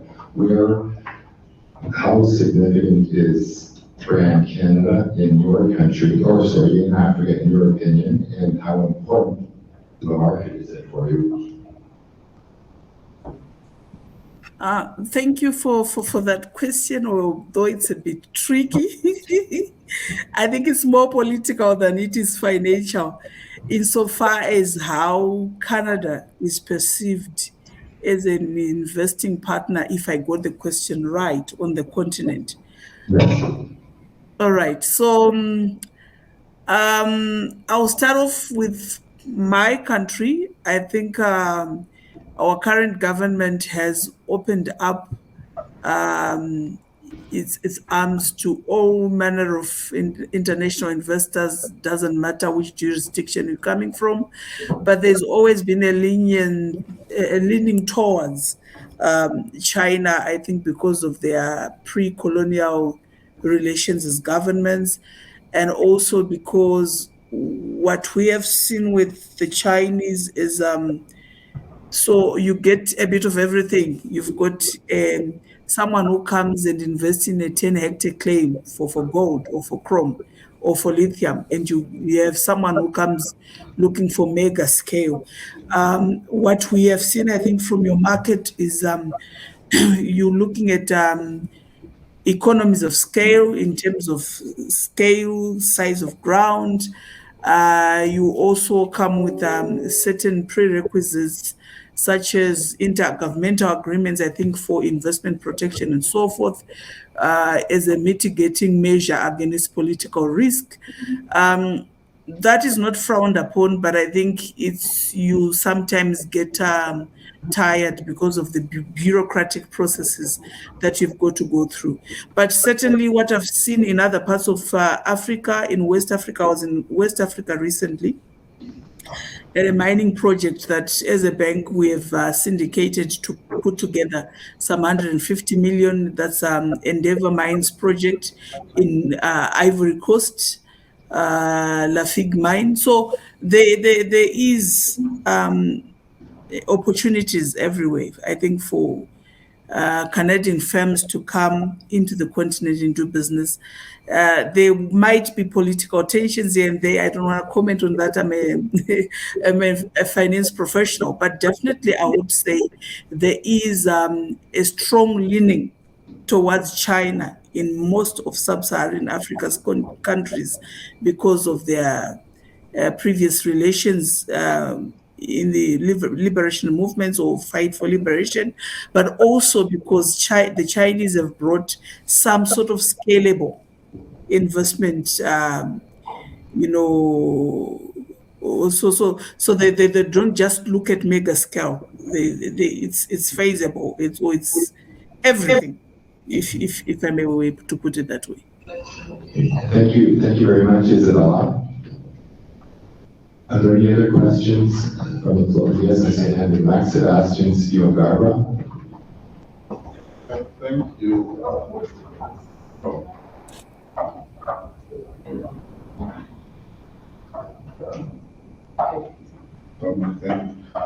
Thank you, Alan. I also think one big missing piece or a big elephant in the room, which we haven't really begun to address properly, but maybe the next generation to address, I don't know when. But I think, the problem, part of the problem we face, I'm a professional risk analyst, and part of the problem we face is that, let's say Luis here is trying to develop a project somehow, okay, and he comes, so Alan is developing a project in Namibia, and he's trying to raise capital outside the country. Two-thirds of all the people we meet who possibly could invest in that project don't even know where Namibia is. I mean, if we went down the street and we walk down, if you ask 100 people in Toronto or New York, where I used to also live for 10 years, where is Namibia? Most people don't know where it is. If you ask most people, I live now half of my time in Switzerland, in Ghana, and I don't live in Accra. I live about 2.5 hours out, okay? And if I asked almost anybody, if I was trying to develop a project like Osimo, and I said, look, everybody in this room can put money in it, most people know where this town is. And I think one of the biggest pools of potential capital for equity, which we haven't really properly structured vehicles to access, is the diaspora communities, right? Alan said he came in 23 years ago. I look in this room and I have almost every friend I have here came from Africa at one point. And together, almost all of us in this room could pull together easily $1 million over dinner if we wanted to invest in something. And yeah, in this city, and in Brampton, and in Markham, and in Ottawa, and in Vancouver, hundreds and hundreds and hundreds and hundreds of Africans from the diaspora who, if even in the first generation they didn't make it, the next generation they went to the right universities, they have good jobs, and they have bought homes, they're able to take equity out of the home, etc., etc. But in a certain sense, we are all still very much trying to work a model which I think is antiquated, which is that we are going to people over our Africa whose sense of risk is extremely different from the sense of risk of most of us in this room. And we are asking those people to put their money at risk. They are charging very high rates of return. And as US and global interest rates go up, and will continue to go up, because of the demographic structural changes in the West. We need to fund pensions, we need to fund infrastructure. So the Western world is going to have to continue to raise interest rates practically for the course of our lifetime. So I think that in a certain sense, the next generation of this chamber and Mind Africa, all of us who are sort of involved in this kind of work, is how we put together. I know, for instance, Israel used to have these things called purports, which were underwritten partly by some of the governments, and you could pull several $100 billion to fund projects in Israel. This is as an example. But I mean, we need a diaspora fund for Nigeria, we need a diaspora fund for Ghana. And with those diaspora funds, if the province of Katanga wants to co-invest in a project, or let's say a province in Namibia wants to co-invest in Alan's project, they can have a vehicle where wealthy and professional Namibians globally can invest in a structured vehicle which allows them to be able to invest. Because I think the era of us continue to wait to go and ask for money from China, Singapore, Russia, Abu Dhabi is great, but they are also increasingly having their own problems. So I think that's probably where the next iteration of all of our careers is. How do we get Africans in the diaspora? And the sad thing, last thing I'll say is that most of us, if we are to be honest, not all of us, but most of us have a more negative view of our countries than people who are not from our countries. So I'd rather hear from Zimbabwe. I'm from Ghana. My view of Ghana is much more negative than his. Ghana is a great place. I will tell you 10 bad things that are happening there now. I probably think Zimbabwe is a great place. He also probably tell me 10 bad things that are happening there. But it's probably much easier for me to invest in his project and for him to invest in mine than for some guy from Singapore to invest in their project. And we haven't yet formed those capital market vehicles to accept them. Thank you. Thank you, Sebastian.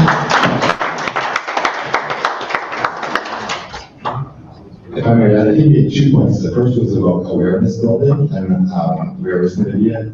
I think that's what we're all about here today in these 3 days, is to raise awareness of Africa, through opportunities in Africa for Canada, and to raise that awareness. The second point is diaspora, and the Canada Africa Chamber of Business was founded in 1994 by an ex-past South African, Stephen Pincus, a partner at Goodman's Law Firm, our host for yesterday and for tomorrow. It was founded originally to strike business relations, improve business relations between Canada and the country of South Africa after South Africa's democratic elections in '94. So that was the diaspora that created the chamber, which has since then expanded to the Canada and Africa Chamber of Business. Ensuring the diaspora is an untapped potential. We have a number of people that are with us today from the youth diaspora and from the Nigerian diaspora group as well. We're rapidly running out of time. Gareth, one more question? Sure. I put him on the spot. One more question, and we're going to wrap up. We have from the back from Sam Adewale, Leadership and Governance Canada. Thank you very much for your presentation. My question, I have 2 questions. The first one, do we have Namibians investors in that actually invest in the mining in Namibia? That would be my first question. And the second question is, I know your organization have done a lot of research in terms of selecting countries in which you guys have to go and invest. You mentioned few West African countries, but probably I'm paranoid or whatever. I didn't hear you mentioning Nigeria. Yeah, because Nigeria has a lot of, it's such a country that, it's a joy that even knows 10 people, not this country, when it comes to mining. Have I ever done research in terms of why Nigeria is not in your radar, or why you guys should go to Nigeria, to look into the mining? Some questions. Thank you. Alan? Two very good questions. The first question about, I think it was about local Namibian investors, the company. It's a very important issue, and Sebastian was talking about having structures in place where local people can invest and participate in their own projects in their own countries. Ironically, we have, as recently as 3 weeks ago, listed on the Namibian Stock Exchange for the sole purpose of giving access to the project to people that live in Namibia. For the last 8-9 years, it was almost impossible to get Namibians to invest for a few reasons. Foreign exchange regulations, access to brokerage houses with movements of money across continents and barriers, very tough. And to a large extent, the local Namibians were not interested in investing at the level of project where we were on the risk spectrum. So they were very averse to risk, because in the early stage of the company, as I said, 80-90% of mining companies that start off don't make it, they don't find enough, the metal price doesn't support it. However, with this new initiative, we're going public on the Namibian Stock Exchange. I can't talk about it because public company and until the information is all out to the public domain. But we are conducting. We spent the last 3 weeks doing roadshows, my partner in Namibia, with Namibian investors, high net worths, retail, pension funds, and watch the space. We're going to be the first Namibian company that's going to access funds through high net worth and retail in Namibia. We're going to be precedent setting. So we're very proud of that. So we have access to local people. And I think that other countries should do the same, if possible. They don't all have stock exchanges, but allow facilities. I'm happy to work with them. There's many people, lawyers all over here, that all they do is set up structures. And if you make it easy and convenient to facilitate that investment, I think we're able to find investors to do it. So that's the question. On Nigeria, Nigeria, as far as I'm aware, is very well known for oil and gas. It's more energy. I'm embarrassed to say that I'm not very familiar of the mining environment in Namibia, and even if it exists, or exists to the extent that it should. And if it hasn't, it really it's important for Nigeria to put a consortium of government people, entrepreneurs, business people to come and explain why Nigeria is a good place to invest. We know that it's rich in the oil and gas resources. I wasn't aware that it's mining, and I'm very happy to have a meeting with anybody who wants to present. And we're always looking for new jurisdictions. We recently went into Egypt. Egypt is an oil and gas government infrastructure. Even the government regulations is all oil and gas. And only recently converted it to mining. If you want to do mining in Egypt, you have to go through the oil and gas ministry. And they went on the advertising campaign, and we were one of 8 Canadian, not only Canadian, but international corporations that put a company together, raised a little bit of money, and applied for licenses in Egypt. So this is an example of going into a new jurisdiction where there's only one gold mine that's well known, no other mine whatsoever, but it's understood that there could be many more.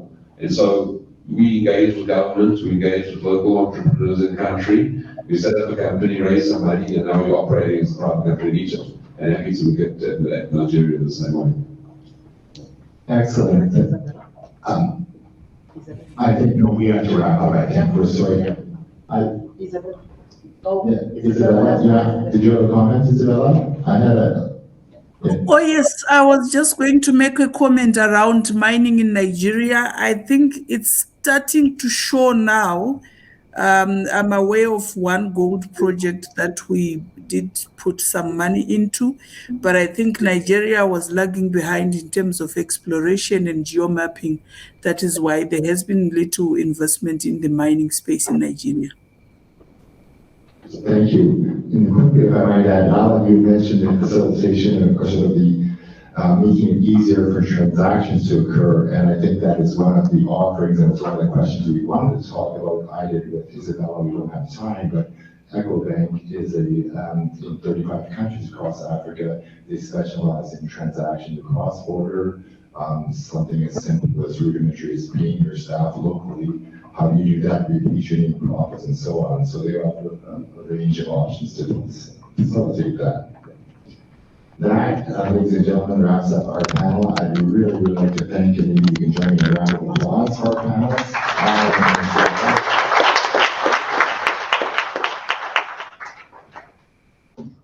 Wayne Floriani. Oh, sorry.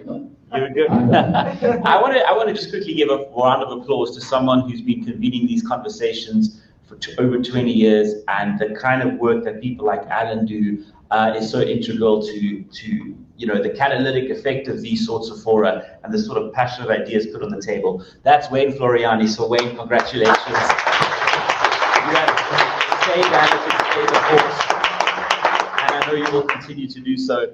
And Alan, thank you very much for all of your support as well.